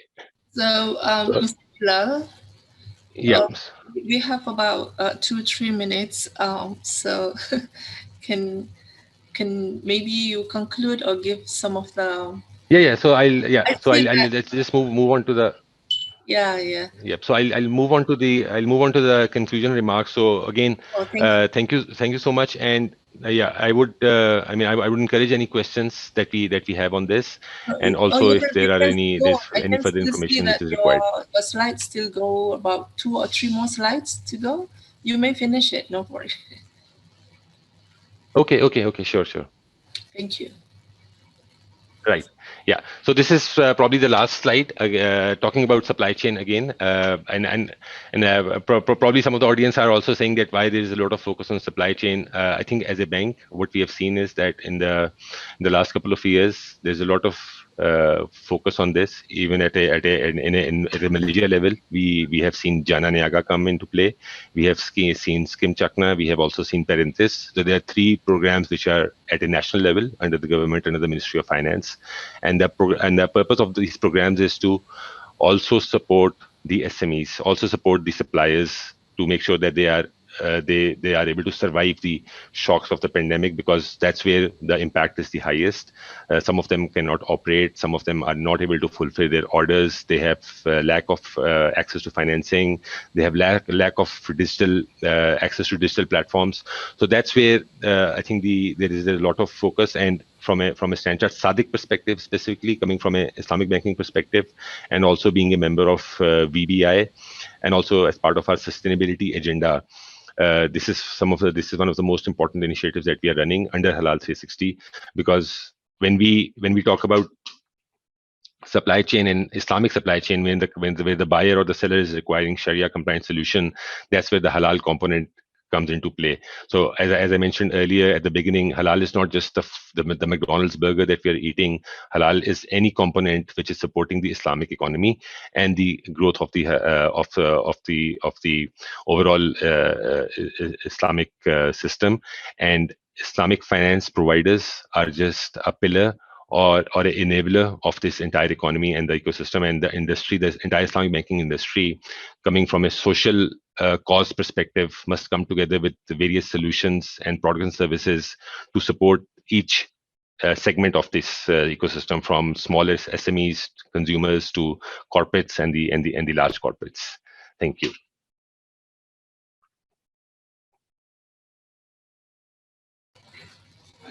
Thank you very much, Mr. Bilal, mashallah. So in a very short time, you presented the Sharia compliant supply chain solution, and it was great.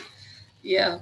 So I don't see any questions so far here in the chat. So is there any, usually when I have no question, because I'm more to asking the advice from the expert. Yes, for us, because many of us still are not very sure about what is the significance of Islamic banking, like how to differentiate and how to choose. Because now we have, for example, here a certain name of bank, and that name of bank only, and then Islamic, let's say the bank M, and then we have Islamic M. So sometimes it creates confusion for some of us. Maybe you can give us the advice on the best way to choose to invest or to put some of our deposit or something like that.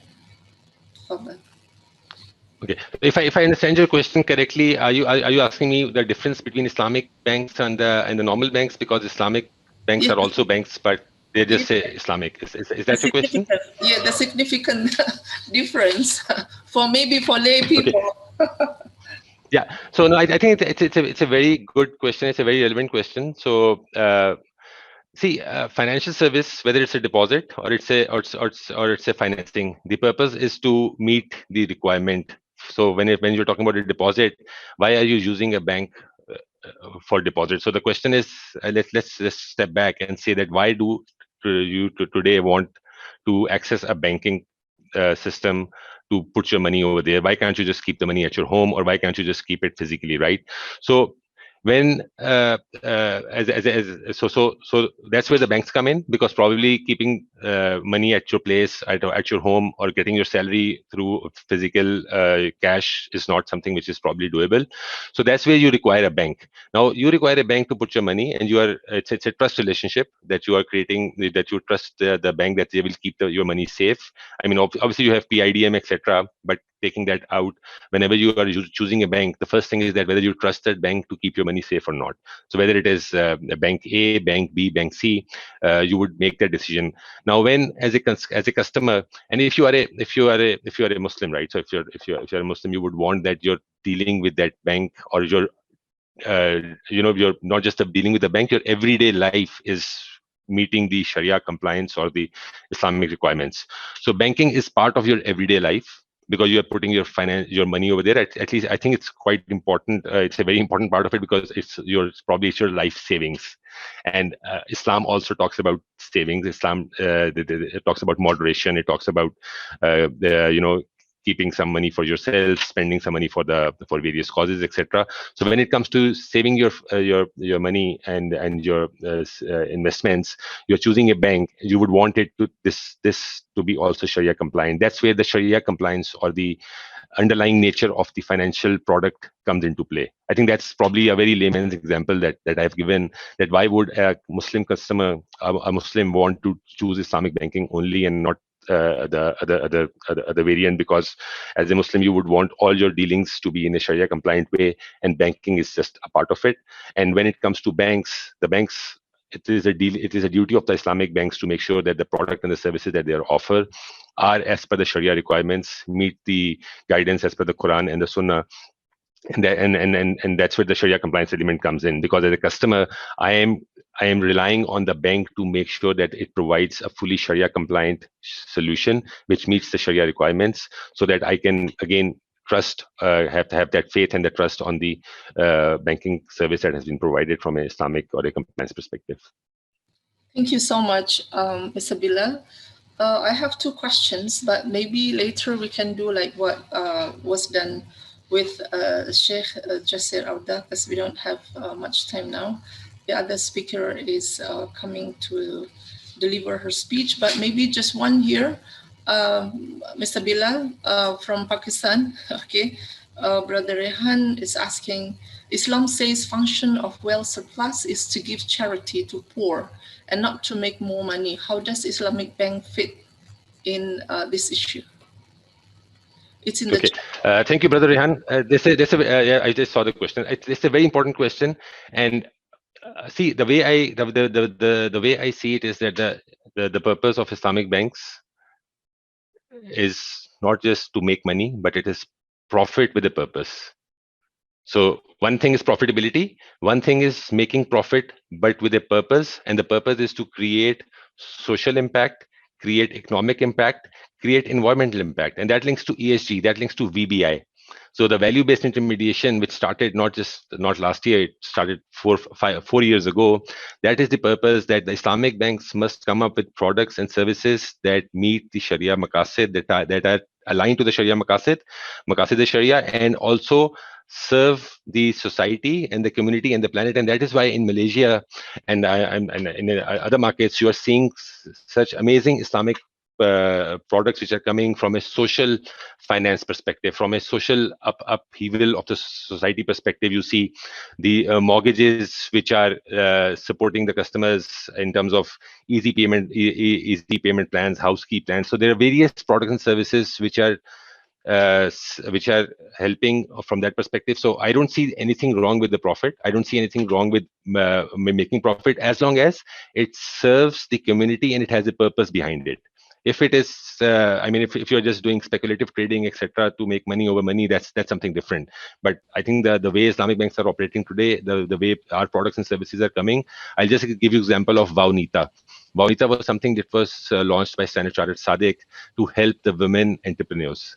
Now, women entrepreneurs, obviously, it's also part of our diversity and inclusion, but the women entrepreneurs need more help. They need more support, encouragement to become part of the overall economy, to come to the forefront. So we launched a financing solution called Vaunita, where any SME where the majority is women ownership, they will get access to financing at a preferential on preferential terms and conditions to support that segment. Again, some part of social finance, and there are I think we are probably running out of time, but there are multiple examples in Malaysia on Waqf side, on Sadaqah, on Zakat, these the banking platforms which have come into play. You can, so which are helping the society through a Sharia compliant financial solution.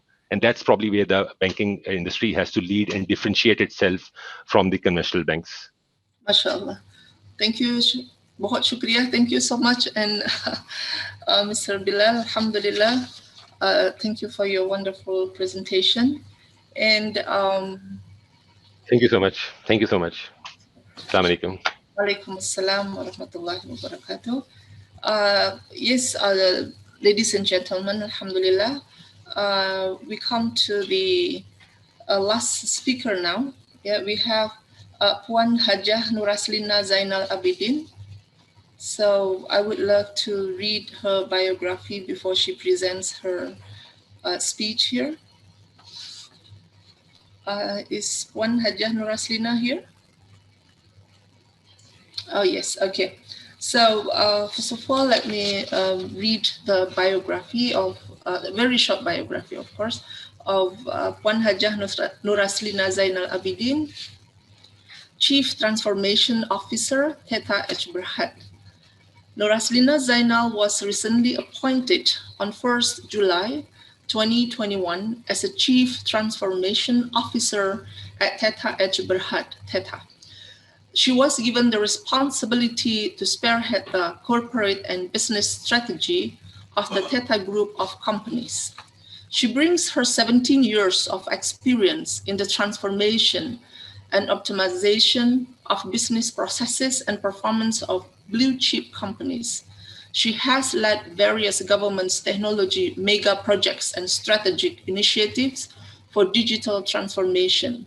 She was also mandated by the Malaysian Productivity Corporation, MPC, to transform Malaysia's trade across border initiative. Her contributions and achievements have earned her several recognitions, including the Women Exporters Development Program 2009 to 2017 Madrid, recognition for contribution to Malaysia's 5th position for Trade Across Border 2014, and the SME Award for Technology Adoption 2013, as well as ME. Madam Nuraslina was the Chief Executive Officer of Innovation Associates Consulting Sendirian Berhad and Group Managing Director of Genexis Group Sendirian Berhad. At the helm, Nuraslina has delivered more than US 150 million in values and savings to customers in their digital transformations and business optimizations journey. Here, without further ado, we welcome Madam Haja Nuraslina Zainal Abidin. Tafadhal. Thank you. Welcome, Madam. Welcome.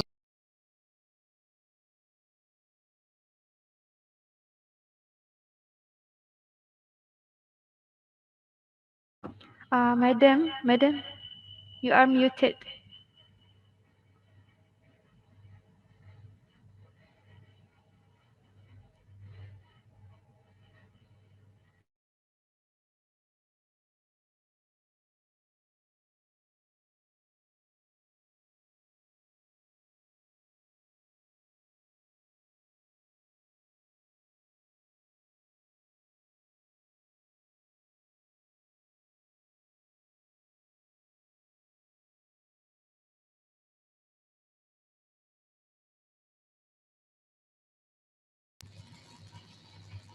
Madam Nuraslina.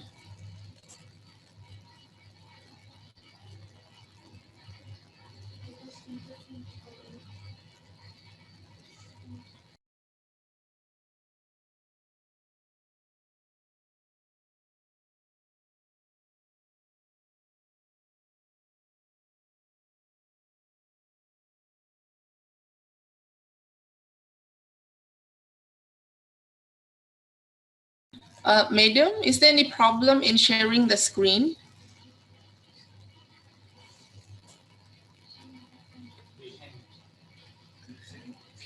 Madam Nuraslina? Assalamualaikum. Can you hear me? Yes, now. Alhamdulillah.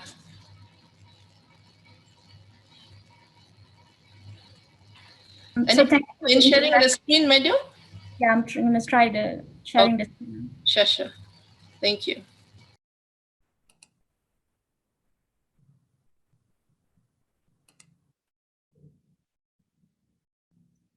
Are you able to see my screen?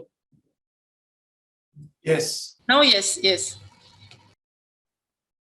Okay, so Assalamualaikum and a very good afternoon to all. And today, as my topic is stating on digitalization of halal industries, I'm looking at actually, how we can embrace the latest technology trends into halal by recognizing what are the halal industry that is actually taking a lead today. So in my session today, I will actually run through 3 aspects, which is looking at the halal industry, what's the market size and who are the highest contributor of the halal industry. And based on that data, we'll zoom down into what are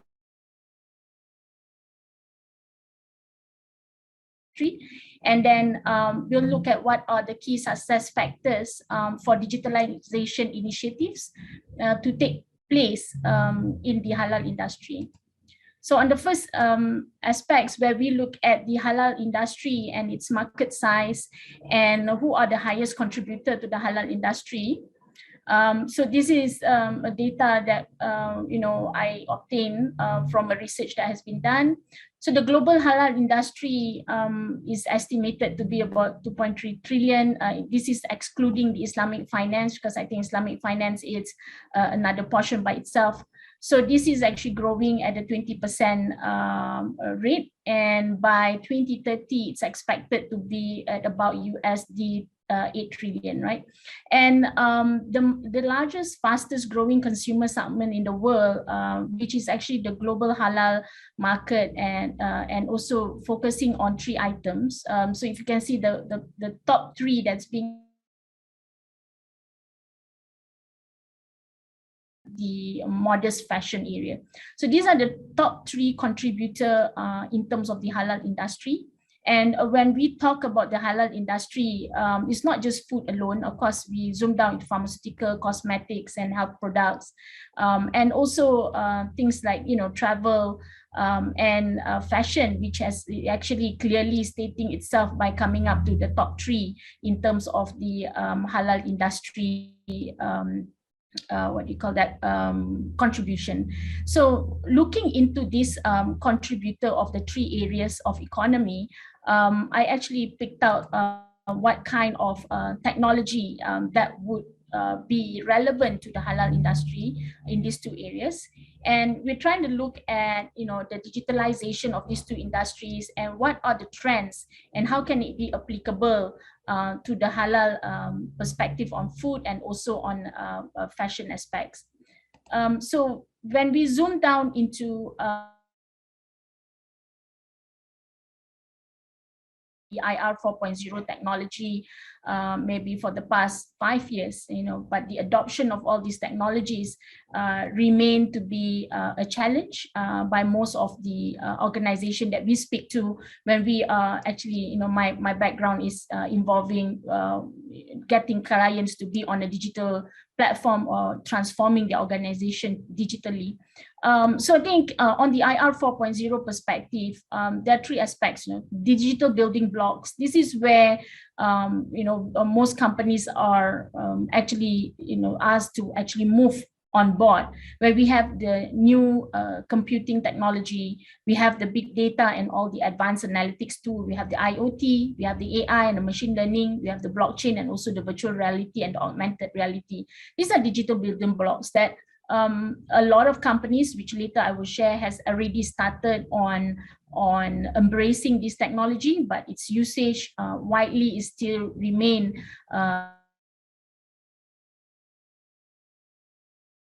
we look at advances in sciences. We know of all these next generation biotechs and all the genomics, and we have the energy creation in terms of capturing and storage, and also transmission of renewable energy when it comes to the advance in sciences.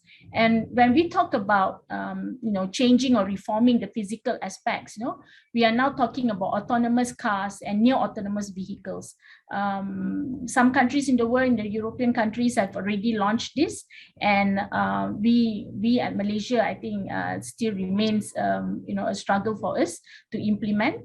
And we have the advance in smart robotics, and we have additive manufacturing and 3D printing or multidimensional printing, also advanced materials and nanotechnologies. These are technologies that are supposed to enable and accelerate technology adoption for food system transformation. So we're looking at technology. So I'm trying to zoom down to traceability, because that's where our halal concern will come into place. And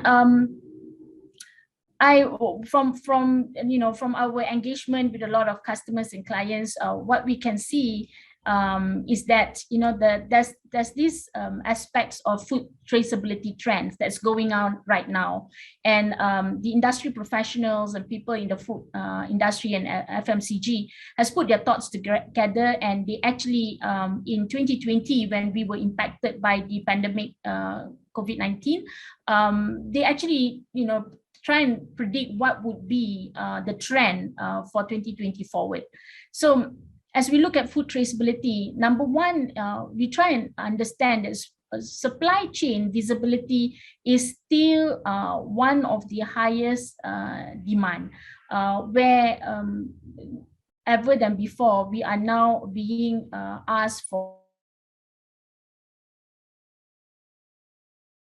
I'm aware that the government is also doing testing or POC concept on testing the food arrival and checking whether they are actually already contaminated with the virus.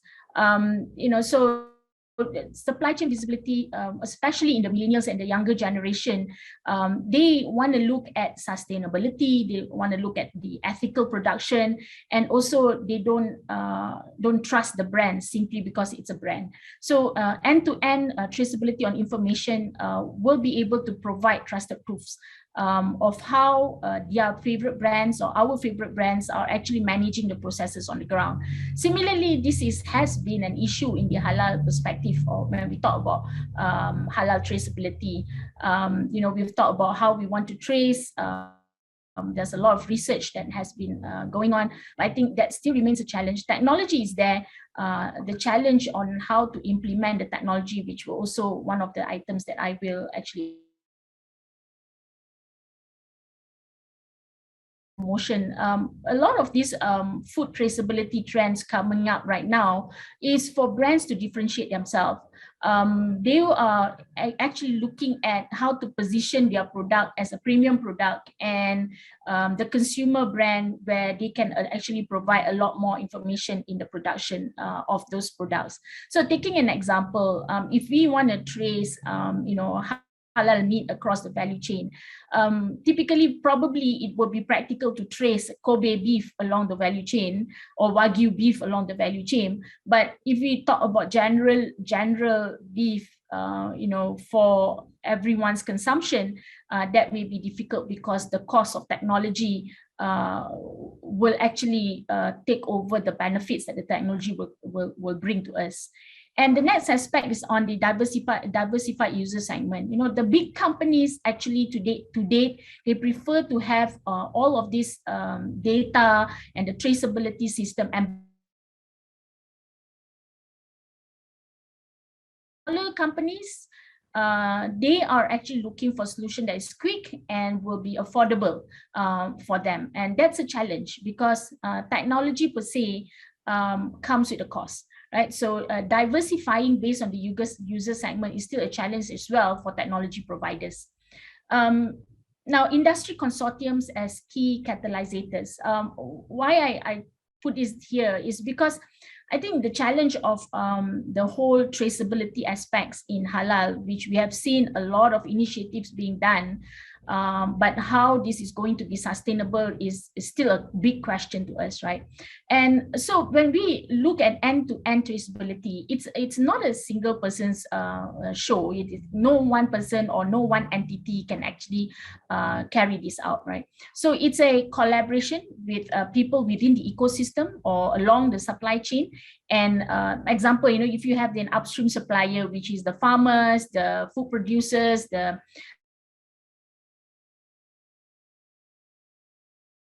providing to the same customers database. So it's the distributors, the retail outlets, and similarly to the distributors as well. And in these aspects, when we look at the implementation of traceability system, one system for several organizations or several parties to use, when they get to share the cost and the governance of their duties, will actually be more beneficial. And it will be a more practical approach to actually implement a solution for traceability. And the next item that we are looking at is actually serialization. Now, product serialization to date is being used in pharmaceutical to trace drugs, where we have the GSP'21 standard, where it's a standardized standard coding for all of drugs that is being produced. We also see it being used in tobacco, in cigarettes, and in liquor in some countries. But this is no longer going to be mandatory for cigarettes and medicines, especially in the Europe. It's already now mandatory for our country if we want to export there to use this serialization technique. And this will move forward. And how the food industry will be affected by it, especially the halal industry, is something remain an area that needs to be further researched and understand. And then we look at the IoT supply chain, which is still a promise of the future. I think I've been involved in a solutioning part where we try to track beef coming from Australia, coming from India, and we have all these IoT tools that are embedded into the beef, that are embedded into the, so we have to think from the perspective of the container, the pallet, and then down to every box, and then down to every packaging, right? So when these IoT tools are there, it actually captures all information about the product, even when it's being manipulated or contaminated. Already an evidence that there may be manipulation of the goods that are being packed. So here, what we're looking at is that it involves a lot of hardware along the value chain. There's a lot of hardware that's involved, and typically in any kind of implementation of system, when you have a lot of hardware, your cost of implementation will be high, and maintenance is going to be difficult, and this will actually slow down the rollout and will impact. And in the end of the day, it's who's paying for this cost, right? So it's either the manufacturer will hike up the price of the goods, or the consumer will have, and in the end, the consumer will have to pay it. So whether this is something that still a balance between cost of technology and the benefits to people. And we look at centralized and decentralized ledgers. This is talking about blockchain per se. A lot of IT companies, later will share, have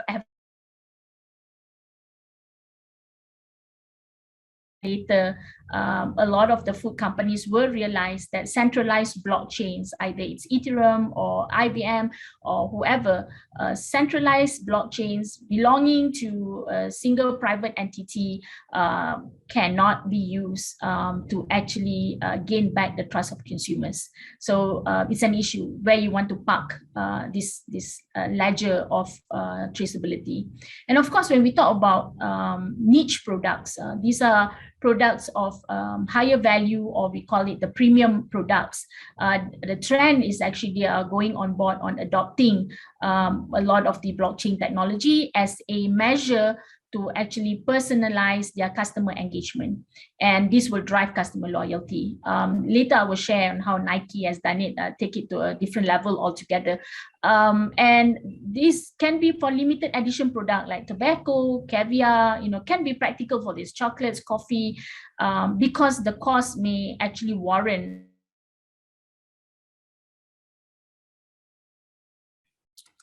So when we talk about food, we cannot run away from the perspective that supply chain is still a big factor in the whole issue of when we talk about halal. So if you look at the top, there's data that Asia Pacific market size will actually continue to grow by 2027 in this trend. And the growth here is actually including halal fashion, lifestyle, travel, and also hospitality, not just food alone. So when we look at this, we understand that the typical supply chain will start from the registration of goods, the product, and going into inventory, and then going into the factory where it's being processed, and then going into packaging, and then going into the distributing house or the warehouse. Now, the new rise of supply chain 4.0, of which I have mentioned earlier in terms of the IR 4.0 technology, you can see that the introduction of this technology ending that full data transparency. This is the overarching factor of where it will allow for forecasting to happen, and this will actually cut costs because ad hoc planning on product can be done. Product do not need to be developed in such a huge batch, because when you have data, you're able to plan more precise. So when we look at the whole introduction of the value chain, you can even use drone to monitor, scan stocks and support dynamic pricing. These are all the items that can be done by the technology. Questions still remain. How much does it cost? How ready are we to adopt? And whether this is something that can be done on a single company basis, or it need to be done on a consortium or a group of people coming together within the supply chain to want to launch. We often, I think little focus has been given on it when we talk about halal, is actually on the logistics aspects. So interesting development during the COVID, we can see that Nippon Express has actually launched their first Sharia compliant logistic service. So with this, the Japanese has actually launched this service in March this year, where they actually have a specific cargo for halal goods. And this is actually to serve about 200,000 Muslims living in Japan. And they expect this to grow, and that's where they have made this investment. And you can see that there is a growing requirement from a group of people who are actually concerned about strict sanitation and also hygiene compliance of halal. Because, when we talk about halal, definitely it's not just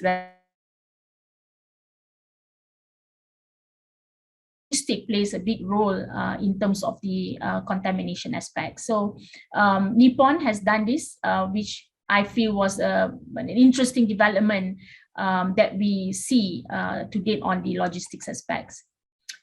So we look at the aspects of digital technology for food traceability and reviving customer trust. These are examples of technology and companies that have embarked on technology for food traceability. So IBM has got their IBM Food Trust, and you can see the customers on the right. Dole, I think a lot of us use the butter by Dole. Of course, Nestle, Tyson, Kruger. These are companies that had actually embarked. So what happens is that they use the single blockchain database that is being organized by IBM Food Trust, and the whole ecosystem is actually on board, where they will be able to track the traceability of all these items. So halal is also has actually embarked on spinach and lettuce suppliers, where they want to look at the origin and also the usage of pesticides and sustainability issues. And these are the companies, Cargill, ADM Bunch. They're also done for global agriculture shipping transactions. So this is actually to ship agriculture goods. Starbucks have also launched this for small coffee holder financial empowerment. They want to assist small coffee growers in Africa, where they actually have, once you verified that you are from that origin and with that trusted data on the blockchain system, they will actually give you specific funding, specific subsidies, I believe, from Starbucks. And a lot of other organizations here, these are examples, and Alibaba, also a growing food trust framework with September 2019. So where does halal come into all this perspective, right? How do we get on board with all of these big value chain or supply chain providers and build onto the need to track halal requirements? So this is a question that I think even the industry players, as a technology provider, we are still trying to find how do we get on board, and the issue remains as which certification criteria, how do we monitor all of this certification and the validity of all the certification? That's a big question that we still have today in terms of implementation. So when we look at, so that's food in a snapshot in terms of the technology and what people are doing. And we look at the fashion a bit more less heavy. I think fashion industry, the technology that's been done, three aspects: blockchain, where it's being used for transparency, traceability, can be scanned now, and you know whether it's a fake or it's an original.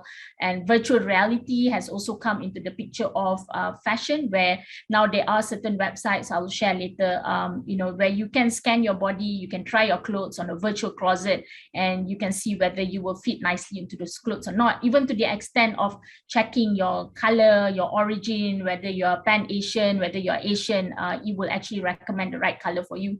And AI is a big term, but brand has been using this to actually define customer experience, basically to understand customer better, to boost the sales, and more on recommending the right products based on your preference. So these are the three tracks of technology that's being used in fashion. So just an example of what's out there. These are the unicorns of technology in terms of fashion, and how the question that we as technology provider is asking, how is the halal fashion or Muslimah utilized? So Finery is a British label. They actually have a tool to predict female customer purchases. Women still remain as the no hard feelings for the guys, but women still being as the biggest paymaster for fashion. And here women can create their wardrobe and choose from 10,000 different shops. This is I mean, interesting, because the situation that we are in today, where we have to do our shopping online, this kind of technology is actually something that is fresh and welcoming to consumers. And TrueFit is actually a technology where it can actually check whether the brand that you want to buy actually fit into your style. And intelligence node is where customer can type keywords, and if you want a long juba, black juba, whatever, you can type it and you can select, it will come up with recommendations. So this basically improves your customer experience in shopping, understanding the fact this year we would be able to, but in the time frame where we are in today, this kind of technology is refreshing for consumers. And adoption of this in our research in the Muslim perspective of fashion industry is still very little. We've not been able to find one. And augmented reality is also another part where companies like Virtue Size, Obsess allows like Obsess allows brands and retailers to create their own 3D shopping mall. And Virtue Size enables you to actually try out, have your own fitting of this. So which was actually, in today, I think today in Malaysia, we still need to go to a tailor to fit yourself, but now you can do it online. So that's an interesting part of how this can be introduced into the consumer perspective. This is something I thought was interesting. Kick token, which is actually an NFT token. It's non-fungible token. It's called fungible, just simply means non-changeable. So what it does is it actually tokenize every single sneakers that is being produced, and once the shoes or the sneakers being used by, on your right you can see, by famous footballers or NBA sportsmen, those shoes go online and sell for, you can see here, it's being sold for 14,000 USD, and people buy this. And this is an interesting market that's growing in the US right now, and it is already sneakers tokenization is already patented to Nike. So anybody who wants to use blockchain technology to track their sneakers will have to use Nike technology, where they have it here. And of course, this is scan the QR code and we will know where the product come from, where was it manufactured, who is the halal authority that authorized. Technology is available. I had an opportunity to look at Quadrant Technologies, food chain, it's called. They're doing it in Italy, where they can track all of this. But yeah, the challenge remains as how do we start to implement all of this technology into tracking the halal aspects.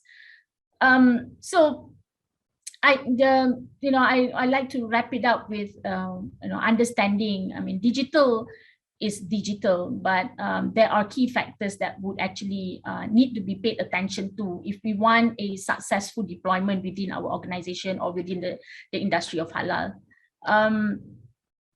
From our perspective, right, what I look at is that, what is required to accelerate the technology adoption? There are certain factors, if we look do this implementation. We look at technology infrastructure, whether there's physical infrastructure that is ready to take on. I mean, you're having IoT devices. Some of the ports do not even have internet access, do not have a coverage for technology. How do we use the IoT devices to scan all of this data? Fundamental research on usage of this technology is required. And how do we then, there are research, how do we then work with researchers to translate this into products that are actually workable and practical to be used? Then we look at the aspects of the end user, the consumer, the farmers, the people that's going to use this. The first aspect is the pricing of all this. When we have all the technology embedded, when we can scan our beef and know where it's coming from and certify halal, how much is it going to cost more to us? Because a consumer is willing to pay for that or not.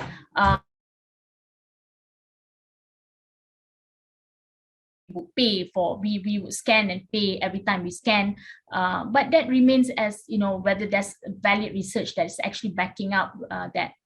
And of course, the consumer wants to know about the nutrition, the halal, the health content, and of course, they also want to trust. And trust is no longer, I mean, we don't trust anyone except for Allah. And I think that is now being supported by technology. And of course, for the farmers part, how much is it going to cost me to implement this solution? A lot of talks about giving a solution for farming to adopt technology. But if you look at the data of how these funds or these loans that are being taken out by these farmers, it's very little. And we need to understand why. And of course, the education part, the positive ROI is something that the education needs to be done. And in terms of regulation and governance, I think the legislation, whether this is something compulsory for all halal producers to use, what are the policies involved? If they don't do it, what is going to happen? System, do we have the skills for this? Is there available financing to allow adoption of all this IR 4.0 technology into the halal ecosystem?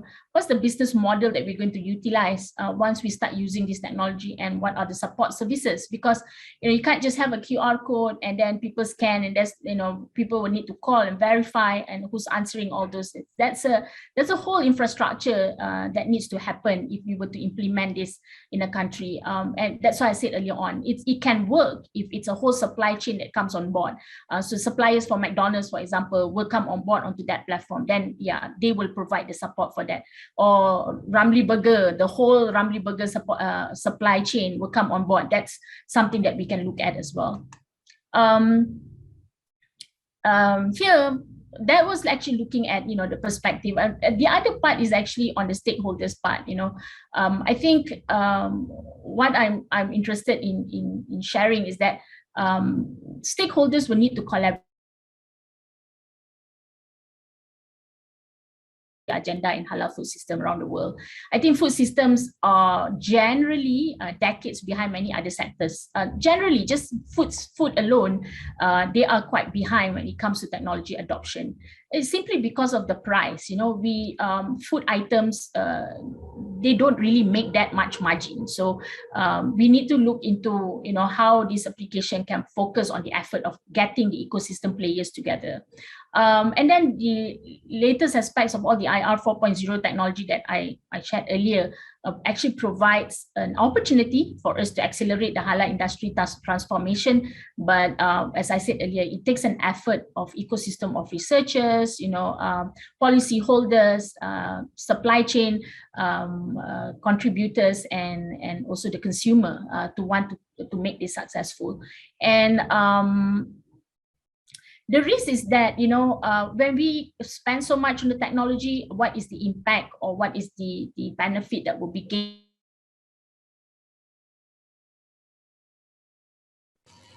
Transforming food system will actually require, investment in interventions at all levels of stakeholders along the value chain, and also policies, strict and bold policies to influence the consumer behaviors as well. Yeah, so that's my last slide.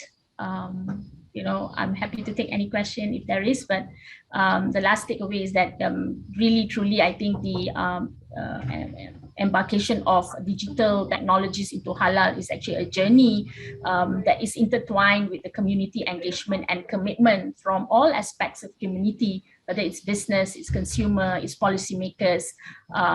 We are all part of the ecosystem that will need to make this work. So that robust discussion will need to happen. With that, I thank you. Thank you so much, Madam Raslin. It was very wonderful. I believe that it's not enough time for us to listen. We want to keep on listening, but the time has come up for the break. We thank you so much. There is one question only here, and I believe this is from Indonesia. Yeah. How is the current practice of halal logistics in Malaysia? Is there any specific logistic dedicated for halal food products? I think this is very simple questions. Madam, if you may answer, please. Yeah, I think there is many suppliers for logistics currently that have this. I think Nippon is one of them. They also have Nippon Express is also within Malaysia framework.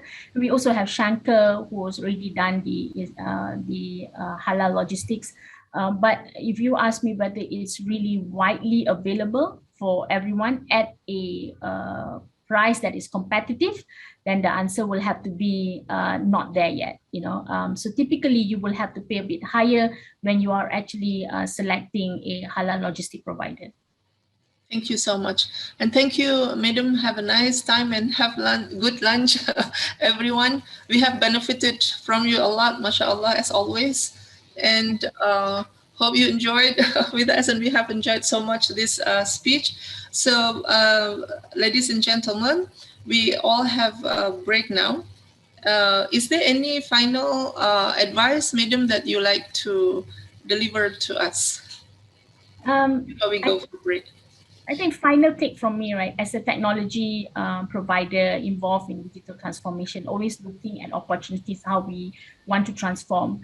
It cannot be, it has to be an effort with research institution, with supply chain providers and policymakers to come together, to make this work on a specific pilot project. Sometimes when we want to bite the whole elephant at one go, we choke and we don't finish it, right? So I think it's best if we decide which part of the elephant that we want to actually address, and then we start small. It will definitely become, an effort that will break barriers typically. So I think, my final take would be that if there's an effort by research institution to come together with private sectors, that's something that I really welcome. Being in the private sector, we really need to be part of an ecosystem that contributes to ensure that halal digitalization is a success for the future of our next generation. Inshallah, bi'idhnillah ta'ala. Thank you, Madam, so much. And everyone enjoyed your informative and nice speech. Alhamdulillah, may Allah bless you. And ladies and gentlemen, and all the audience here, we will have a break for about 1 hour. So you will come back, inshallah. We all come back at 2.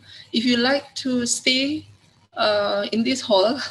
You may stay in the same, the link will be the same, and don't miss the next session out. It is very, very interesting as well.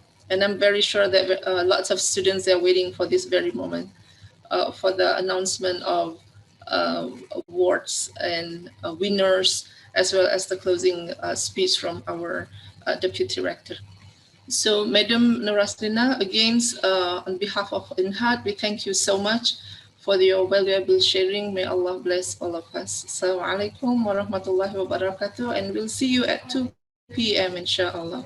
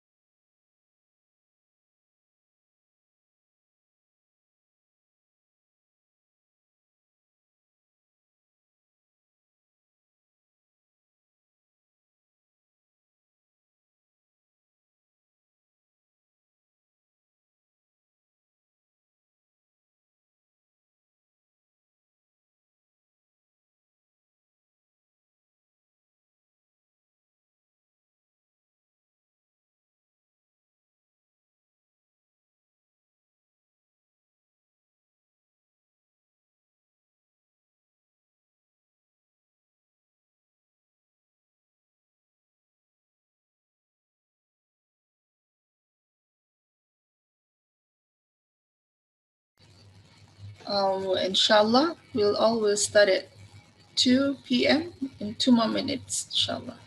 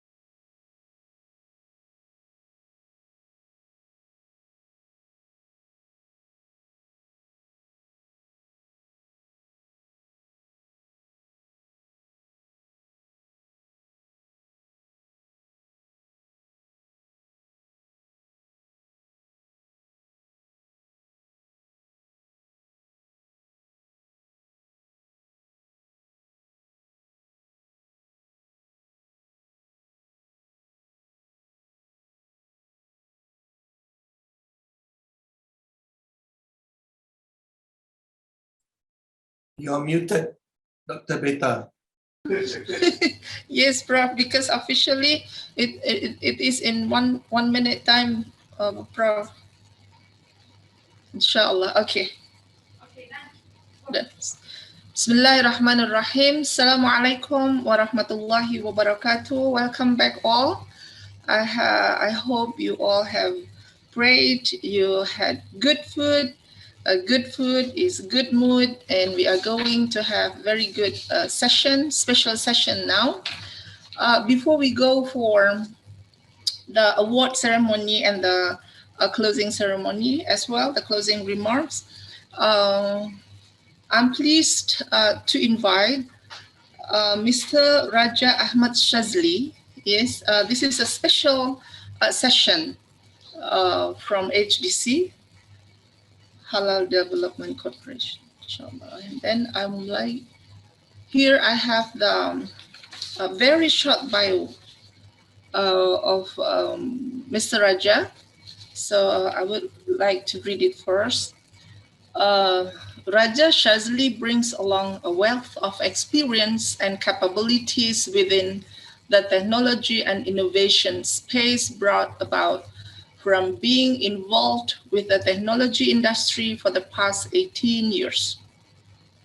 Currently serving with Mesiniaga Berhad, a leading local information technology solutions integrator. Raja Shazli is now heading product management and marketing within the products and innovation department. Without further ado, I would like to invite Mr. Raja Shazli. Please, time's yours. Right. Assalamualaikum warahmatullahi wabarakatuh. Thank you very much, Professor Batania, on the kind words. And very good day to fellow attendees of Virtual International Halal Science Conference. Hopefully everyone has had their lunch in a happy mood after having food. And I understand that I'm sitting in between the award ceremony. So I'm utterly grateful, and I would like to express my gratitude and appreciation to the hardworking staff of IIUM, who I believe have been working tirelessly and doing a great job in managing this event. Thank you for allowing space for iConnect Halal Supply Chain.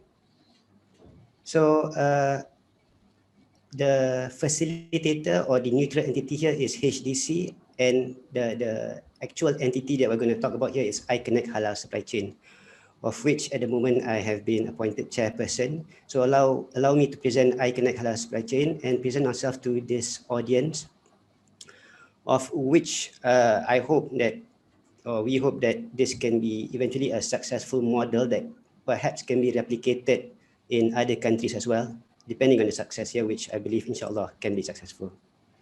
In my short presentation of about 15 minutes, I believe maybe the next 12 minutes actually that I have left, I will be sharing on a high level the idea and concept behind iConnect, the makeup or the members behind the quadruple helix formation of iConnect, And lastly, a call for a strategic innovation and business papers to any Malaysian companies. So I think what you can see on the screen now is a impression of a quadruple helix, which I will explain later on.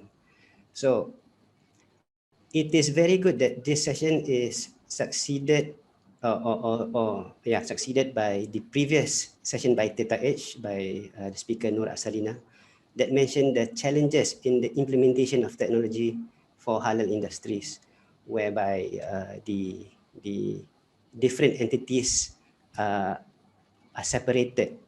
So actually, iConnect is the platform where different entities within the structure of a country, of a business, sits together and tries to work this out. Next, please. Next slide. So let me briefly explain about iConnect Halal Supply Chain.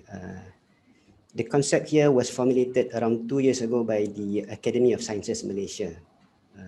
They came up with the idea of getting the involvement of various stakeholders through a quadruple helix model involving the industry, government agencies, civil societies, and academia and researchers. The idea here is to facilitate Malaysian companies to leverage upon science and technology. So today, Malaysian industries are driven one way, and the science and technology sector, basically the academia and researchers, are doing their own stuff. So the idea here is to combine these two, as well as other entities, in a quadruple helix model to develop innovative homegrown products and solutions to pursue new economic opportunities in emerging global markets.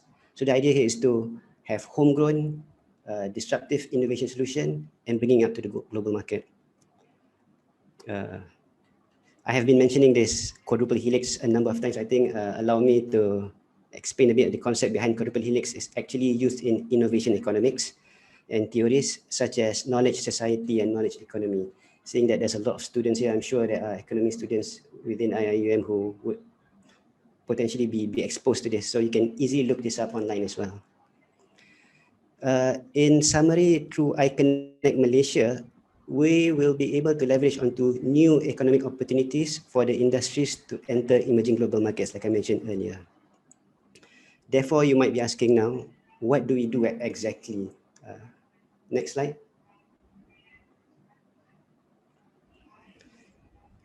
Therefore, since inception a couple of years ago, the work was started by Academy of Sciences Malaysia to put into motion to set this up after they have identified the challenges that partly was mentioned by Nur Asalina also as well. The Academy of Sciences Malaysia then sifted through candidates that can act as a neutral entity to facilitate the formation and came up with HDC appointed as the neutral entity to glue together this concept and idea and this iConnect especially. Over the past year or maybe less than a year, the founding members were picked and assimilated into iConnect. So quite recently. In that time, we have been working on identifying and compartmentalizing the areas of opportunity to improve within the halal supply chain. Over here, we are being guided by the shared vision. I appreciate the talk by Professor Jasir initially, whereby the direction and the how everything has to have a true north. I think I'm reminded by earlier last time, Innama amalu binniyat, very simply, that every work activity needs to be guided by the niyat, the intention. So the intention here is to make halal accessible. How do we increase the ability within the halal supply chain industry so that halal is accessible throughout? So it's democratizing halal, all the compartments in halal, and making sure everyone can contribute. The outcome that we want from here, if we make it clearly, is disruptive innovations. So there are a lot of solutions out there, but we want to look for homegrown Malaysian products to create all this disruptive innovation.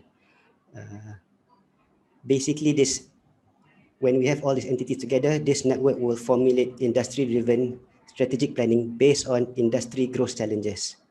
which comes from our market intelligence, which can then be translated into demand-driven R&D to create this value creation, which I mentioned just now is disruptive innovations, but also the side effect of coming up with these disruptive innovations are knowledge clusters and talent hubs. So to create new solutions, new disruptive innovation solutions, what will happen is specialists will be created. So these are the talent hubs, and specific knowledge clusters will be created. So all of this is the side effect of what we hope iConnect can achieve. And with the inclusion of the private sector, the industries, we will also go through the whole implementation process to see how we can not just put science and theory into strategic papers, but also go through with the implementation to expedite the process. Basically, in a nutshell, iConnect is the facilitation of theory and sciences, strategy, businesses within the halal discipline, complemented with the practicality of implementation provided by the industry. So it's a whole loop, all working together within the same group to ensure faster feedback and reorientation of directions to ensure real outcomes. Next slide, please. So who are these members today that we have within the quadruple helix? I'd like to take maybe a minute or two to share the participants today that we have. We have broken it into 4 sections, of course: civil societies, government agencies, industry, as well as academia and research. Under civil societies, we've got the involvement of consumers under FOMCA, and Persatuan Pengguna Islam Malaysia, which is the Association of Islamic Consumers. We've got manufacturers involved under FMM, as well as pharmaceutical industries with MOPI. From government agencies, we've got basically technology heavyweights in MIMOS, who is R&D experts, and as well as NIBM, who is biotechnology research experts. And then we have MTDC as well, who looks into the commercialization of solutions. Under academia research, we have logistics building blocks. If anyone is familiar with the work of Dr. Marco Tiemens, he is involved in logistics within the halal supply chain. We've got Consortium Institute Halal IPT Malaysia. I think this means Malaysian Consortium of Tertiary Education, where IIUM is a part of. We also have University Malaya in there, University Sains Islam Malaysia, as well as University Putra Malaysia. Along with that, we also have University Malaysia Terengganu and University Malaysia Kelantan involved. Within the industry, there is a mixture of expertise because the industry is quite wide. We have resource experts in verification of quality resources in IPAC Certification Bureau. We've got Proficio, who looks into development of startup and new companies. We've got Haltex Group that is specialist in creation of halal technology. Mars is into insurance and risk. Grab, of course, I think most of us is familiar with. They are important, especially because they link up the last mile between the merchants and the consumers. We've got Etis Malaysia, who does Sharia compliant crowdfunding, as well as Mesnaga, company where I'm from, where we are technology implementers for IT. This is all being put together by, of course, Academy of Science, like I mentioned before, as well as HDC as the neutral entity that facilitates the work together that we have within iConnect. Next slide, please. Okay, this is my next to last slide. All of that is actually building up to this slide where in the past few months, we have done the research and market study. And today we are calling for innovative solutions for anyone who has, whether you're a business or you're in business already, we have solutions that can improve the halal supply chain industry, or you have ideas somewhat mature ideas that can be worked on, we are requesting for participation, where work together with iConnect. And the intention here, as I mentioned earlier, is to create accessibility of halal goods. So how we've broken down the distribution of different sections is, we look at first the supply chain part. I think this can be expressed by from farm to fork, everything in between. We want to reduce the frictions within the halal supply chain. How do we get halal produce, halal goods or halal services out into the market quickly? So this would include validation and verification, traceability processes, the whole entire process improvement of the value chain if possible, if there's any automation to speed things up. So we want to reduce frictions here. So that is the first challenge that we want, that we invite for solutions to be submitted. The second area is, now that if we have sorted the supply chain, next is we want to make it accessible to a lot of people. We want to minimize costs. Halal should not be exclusive for certain segments of the market. It should not be it shouldn't be placed as a premium per se. When I use the word premium, means expensive, and then you are portioning out the lower income. So halal is universal, so we want to minimize the cost in halal supply chain. So we are looking for solutions in automation. Perhaps there might be capital involved that is costly, but in the long run, it will affect it will reduce the cost. So we're okay with that. Things like electronic trade and sales, as well as, again, anything involved in providing better accessibility to reduce costs.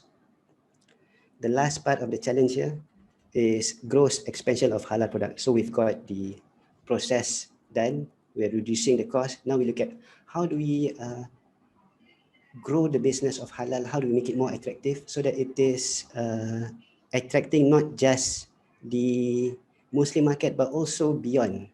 So how do we express the quality, the branding of halal? How do we reduce any sort of Islamophobia that's associated with halal? How do we increase the value and accessibility, transparency of the goods? So these are the areas of solutions that we are looking into, and we invite anyone, any businesses out there who already have solutions to work with us. We have how we can work together is we provide fund matching. So any amount that you put, there are terms and conditions. Amount that you put into your business, we will match that to expedite your product and get it out to the market quickly. Of course, we provide commercialization support as well to bring your product out into the market. Next slide. So my 15 minutes is up. To understand how to participate and get involved, do email to i-connect@hdcglobal.com, as you can see from the screen. We will be happy to accept any proposals, or if you want to find out more, do get in touch with us as well. With that, Jazakallah khair. Wassalamualaikum. Wa alaikum assalam wa rahmatullahi wa barakatuh. Mr. Raja, it was wonderful. We have one question here by Dr. Hafiz, if I'm not mistaken. The question is, yes, we agree, this is very interesting speech. So do you have any example of current project by iConnect? If you may share the samples of your projects. Thank you. Okay. Today, we have just recently completed the research part where we have looked into the areas of solutions that we want to look into, that we invite proposals for. So now we're only at the stage of getting the proposals in. So we are running this between July this year until July next year. As soon as the proposals come in, we will look into it, we will vet through, it will go through a committee, And if it works out, then we will decide to work together. So the simple answer is no examples yet, but this is the moment where we invite any businesses out there to come and join us, as long as you can improve the halal supply chain. That's awesome. So we need to collaborate in the future, inshallah, with the guideline, Inshallah. with your guidance, inshallah.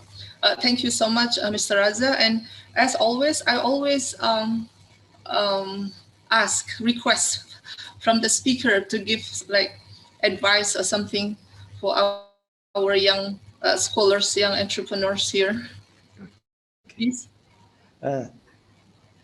iConnect very much involves technology, but for the students, I think it is very important to understand that technology is just an enabler. What is important, especially, is again the intention of what you are trying to solve or what you are trying to achieve. I think that is very much important to embrace. Do not focus on just producing output for the sake of getting things out there. Always think of what is the application, or how will I, what if whatever it is that I come up with, how do I apply it, and what does it improve? So this is the challenge that we try to get institutions of learning to always appreciate, because a lot of work can be done, a lot of activities, a lot of theories, but it also has to be coupled with why are you doing this and what impact will it have to the actual market. So that is very important. Thank you so much, Mr. Raja. So I think it's something to do about how to materialize the theories, the knowledge that we have, and that how can we do it in its best way. Maybe this reminds us of one of the surah in one of the ayah in Surah Al-Mulk, liyabluwakum ayyukum ahsanu amala, that Allah subhanahu wa ta'ala is testing you, who amongst you is doing the best. So it's more on the quality and not the quantity, the professionalism. Thank you so much, Mr. Raja. Thank you very much. It was nice to have you here. And yes, ladies and gentlemen, and all the audience here, we would like to play a video of a decade of the journey or the adventures of InHeart. So as we all know, that the theme of this conference, like what I have said before, was enhancing and strengthening halal industry through science. So, and this year is 2021 marks the 10th anniversary of InHeart, because InHeart was established in 2011. So let's all enjoy the video.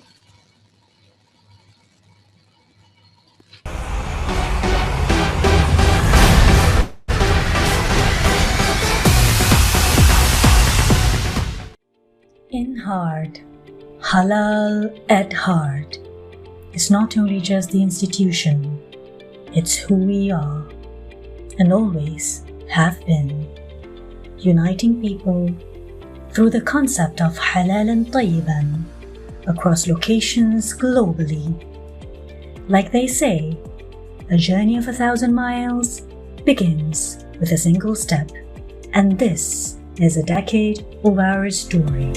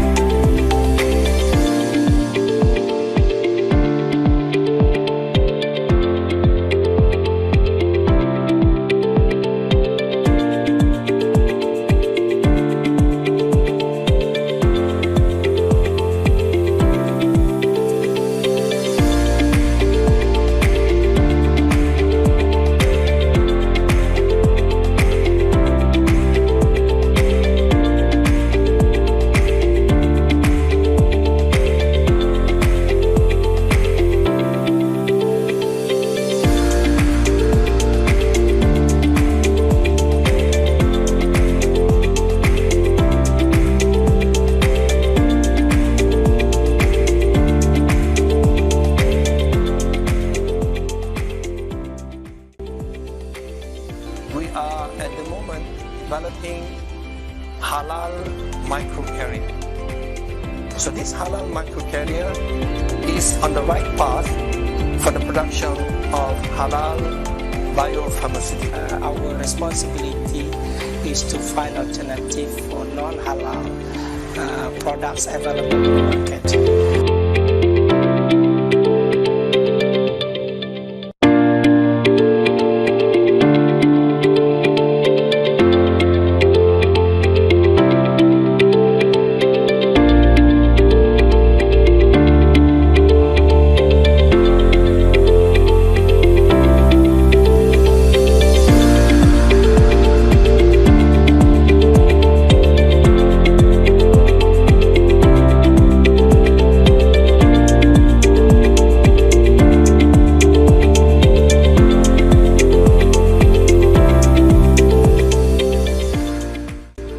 Tough times don't last, but tough teams do.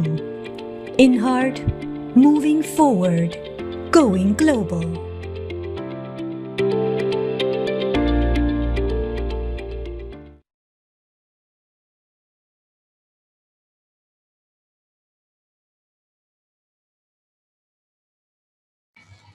Boleh dah. Masya Allah, thumma Masya Allah. Rabbana ma khalaqta hadha batila walhamdulillahi rabbil alamin. So happy, Masya Allah. May Allah bless the founders, bless everyone who involved in the making of InHeart. May InHeart continue to spread the rahmah lil alamin, inshallah, bi'idhnillah ta'ala. Okay, so for the next, we are going to have a very good session that has been waited by many of our students, and especially those who involved in the competition. And we would like to announce the winners of this competition. Yeah, mashallah, alhamdulillah. And hopefully this can motivate our students to keep on having that spirit to do the best. Lillahi ta'ala, inshallah, bi'idhnillah. As Allah subhanahu wa ta'ala says, fastabiqul khairat. So please, yeah, we keep on doing all this. The musabaqah is, the competition isn't a good thing, bi'idhnillahi ta'ala. So I should be waiting for the slide by Dr. Amma. Okay, now we are going to announce the winners.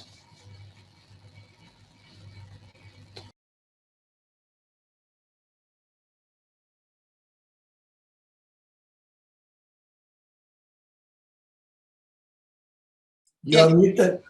Award presentation of InHeart Grand Short Video Contest.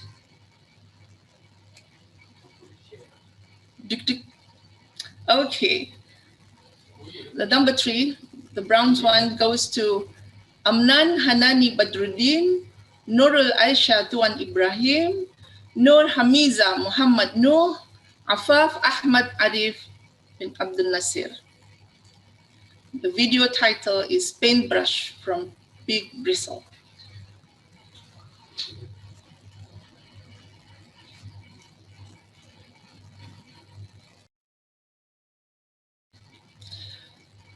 The second winner, the video title is Jatka versus Dabiha by Nur Hafiza Husna Zakaria. Who's the first then? MashaAllah. Mabruk, our president, the president of PG Society. Yeah, Muhammad Siddiq Azam, with a video titled 10 Choices of Halal and Tayyib, the Ultimate Sustainable Lifestyle. Congratulations, everyone. May Allah bless you all. Award presentation of InHeart Grand Infographic Contest. The bronze medal, number 3, is by Nur Alia Batrisha Nur Izani, Nur Azrini Nadiha Azmi, Nurul Azlin Hanifa, Nurul Aimi Amanina Muhammad Asri, and Zaliha Zamaruddin. So these are the individual poster that they did. And the silver medal goes to Farah Najwa Ahmad, again Muhammad Siddiq Azam, and Nazura Abdullah. Alhamdulillah. And let's see who's the first. MashaAllah. The gold medal goes to Nura Shikin Shamsuddin, Raja Ibra, Raja Idris, Hazika Najwa Ibrahim. Mabruk and congratulations, tahni'ah to all of you. May Allah bless you all, inshallah.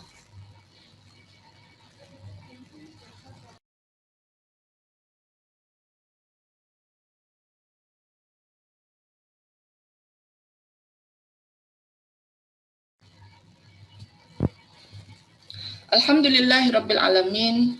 MashaAllah, we have come to the end of the session, and we will have our closing remarks by Honorable Deputy Rector of Responsible Research and Innovation, International Islamic University Malaysia, Professor Dr. Ahmad Hafiz Zulkifli. Fadal mashkoor. Fadal, bro.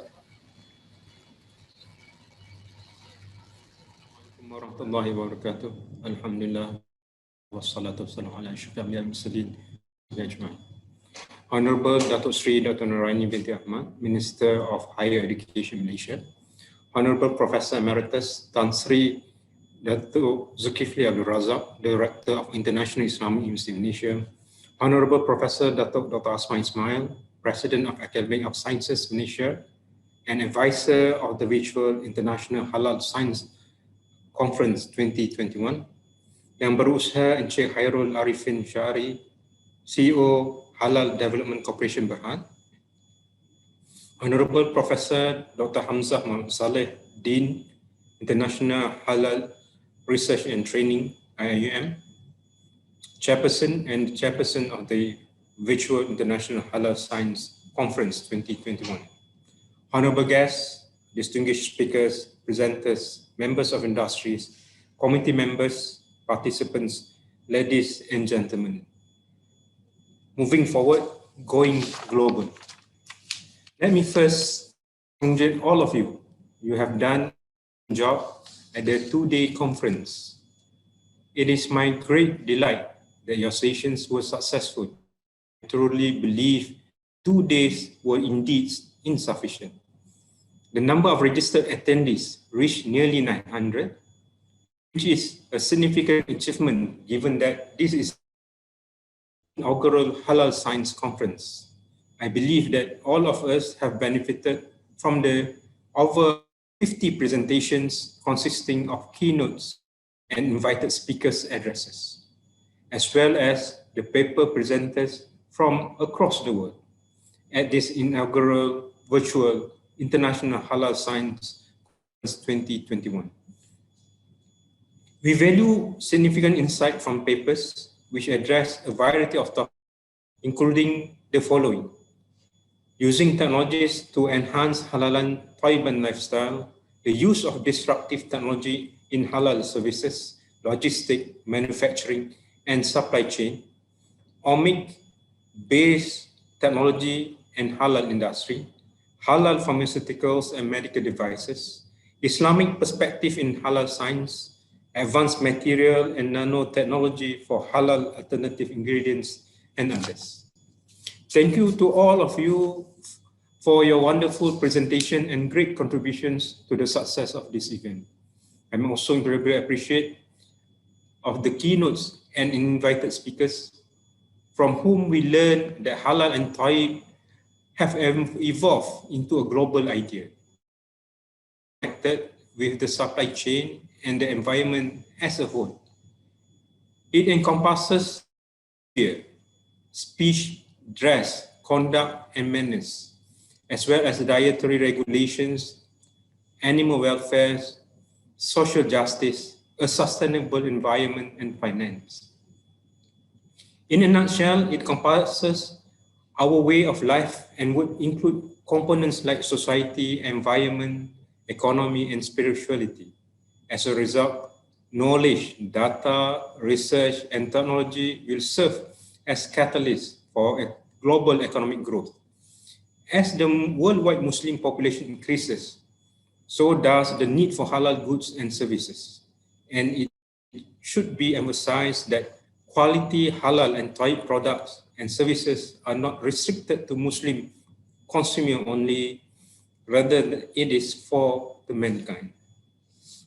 As mentioned in the Quran, O mankind, eat from whatever is on earth that is lawful and good, and do not follow the footsteps of shaitan.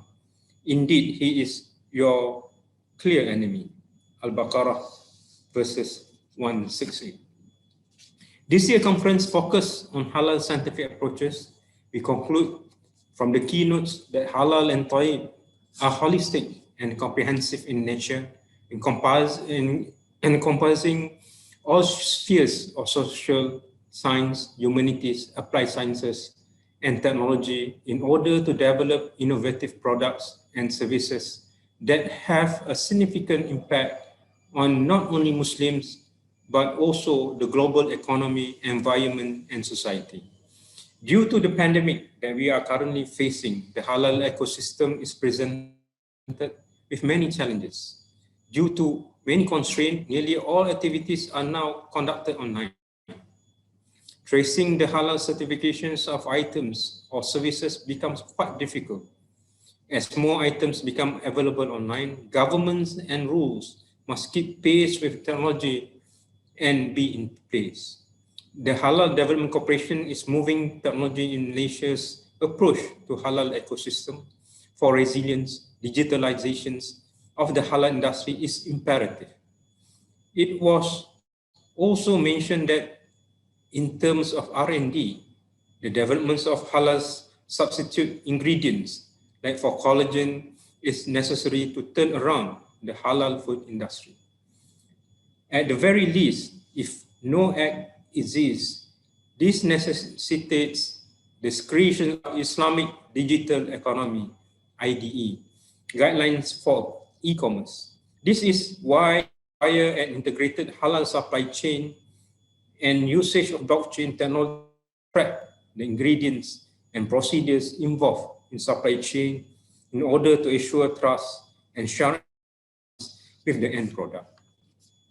This worldwide environment has taught us there is an urgent need for halal studies in institutions or online courses to increase awareness of halal principles among academics and business people. In order to move halal science, it is critical to educate scientists about the halal ideas and requirements in order to raise awareness when developing new products and ideas for research. It is better that the research is done in a transdisciplinary collaborative approach for the halal ecosystem to flourish. It would require responsible research and innovation to be done and the usage of disruptive technologies with ethics and integrity. Halal and tayyib is a way of life, and it is important to view it through maqasid to avoid imitation, partitionation, apologism. The cycle of reflection comprised of the Quran and Sunnah as the foundation, followed by framework, critical studies of literature and reality, formative theories and principles to answer the purpose which is value again by Quran and Sunnah. Meanwhile, the Islamic finance is also a critical asset in halal industry where it is enabling in the halal economy. Islamic finance offers solutions in halal ecosystem by allowing halal exporters to gain better access to international markets, help the global expansions of SMEs, and contribute to economic growth. The services are also improved by digital-first banking platform technology, especially during COVID-19 crisis. There is no denying this technology is not be achievable except with a solid scientific foundation and cooperation from experts in their respective field through transdisciplinary collaborations. in digitalizing the halal industry, especially when dealing with the food traceability trends and reviving consumer trust, blockchain technology proved to be very important. A significant increase in halal fashion indicates the importance of blockchain, virtual and augmented reality, and artificial intelligence. These are technologies in demand to bring the industry to a higher level. In conclusion, to success in digitalizing the halal industry, the four essential innovation drivers are the technology infrastructure, the end user, regulations of governance, and finally, the delivery system. The scope is very huge, but to start the effort, a research institution is encouraged to collaboration with the industrial partner in a specific pilot project. I would like to take the opportunity to state that with the mandate from the rector, we at IUM, led by InHeart, will champion the movements of halal science to enhance, sustain, innovate, and transform the halal ecosystem. We cannot do this alone. We will do this in a collaborative manner, and we will call upon like-minded partners to work together to move the agenda, not only for Malaysia and the Muslim, but for the world.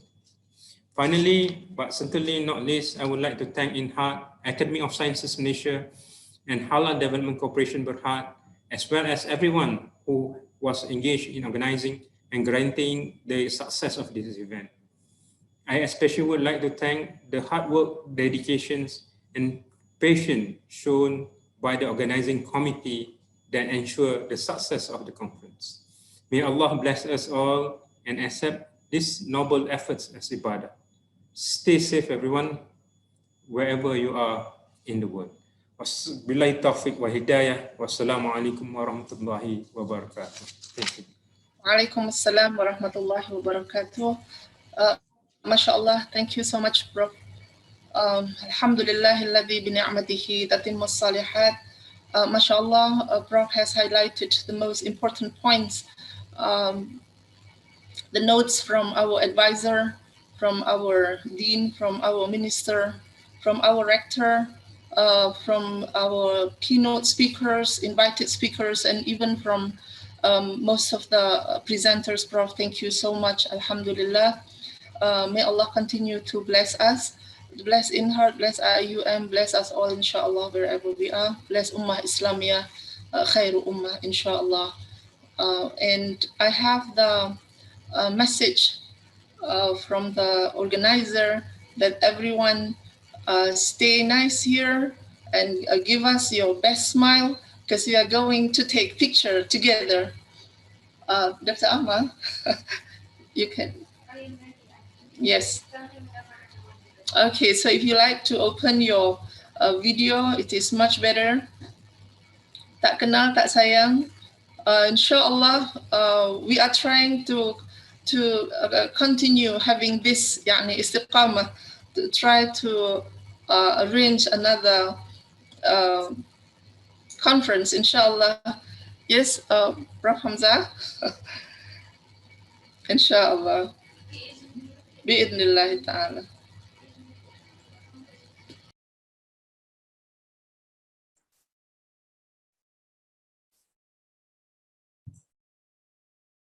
You're muted, Dr. Beta. Yes, Prof. Dr. Amal will say 1, 2, 3. Oh, okay. Okay. We can't hear you. Okay, Assalamualaikum warahmatullahi wabarakatuh. So we have 5 pages. So I will take around 3 seconds on each, please. Okay. Okay, 1, 2, 3.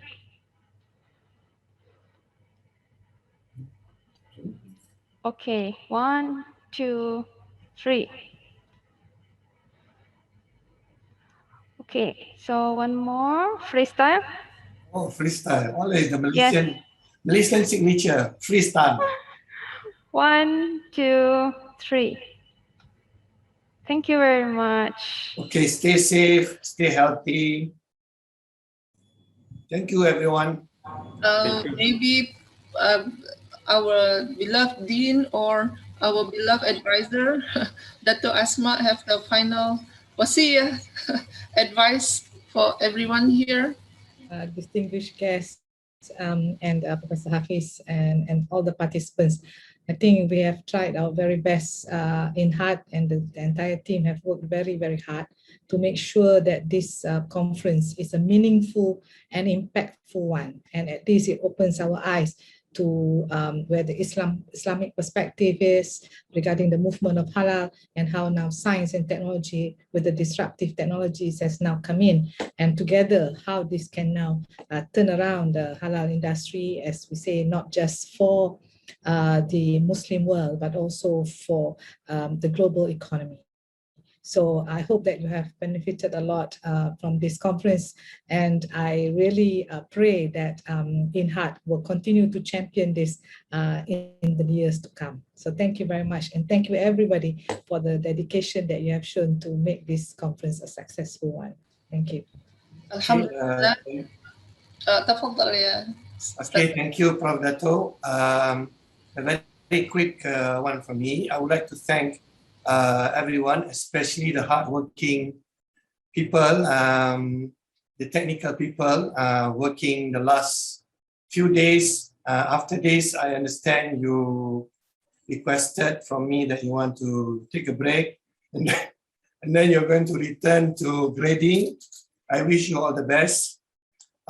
For the participants, I would like to request, this is my final request, if you can complete the evaluation form, that would be very good for the organizer, so that we can improve in the organizing committee for future committees to address some of the observations, concerns that you observe in the period of this two-day event, so that future committees can give you better service in terms of organizing the event, inshallah. Thank you very much. Assalamu alaikum wa rahmatullahi wa barakatuh.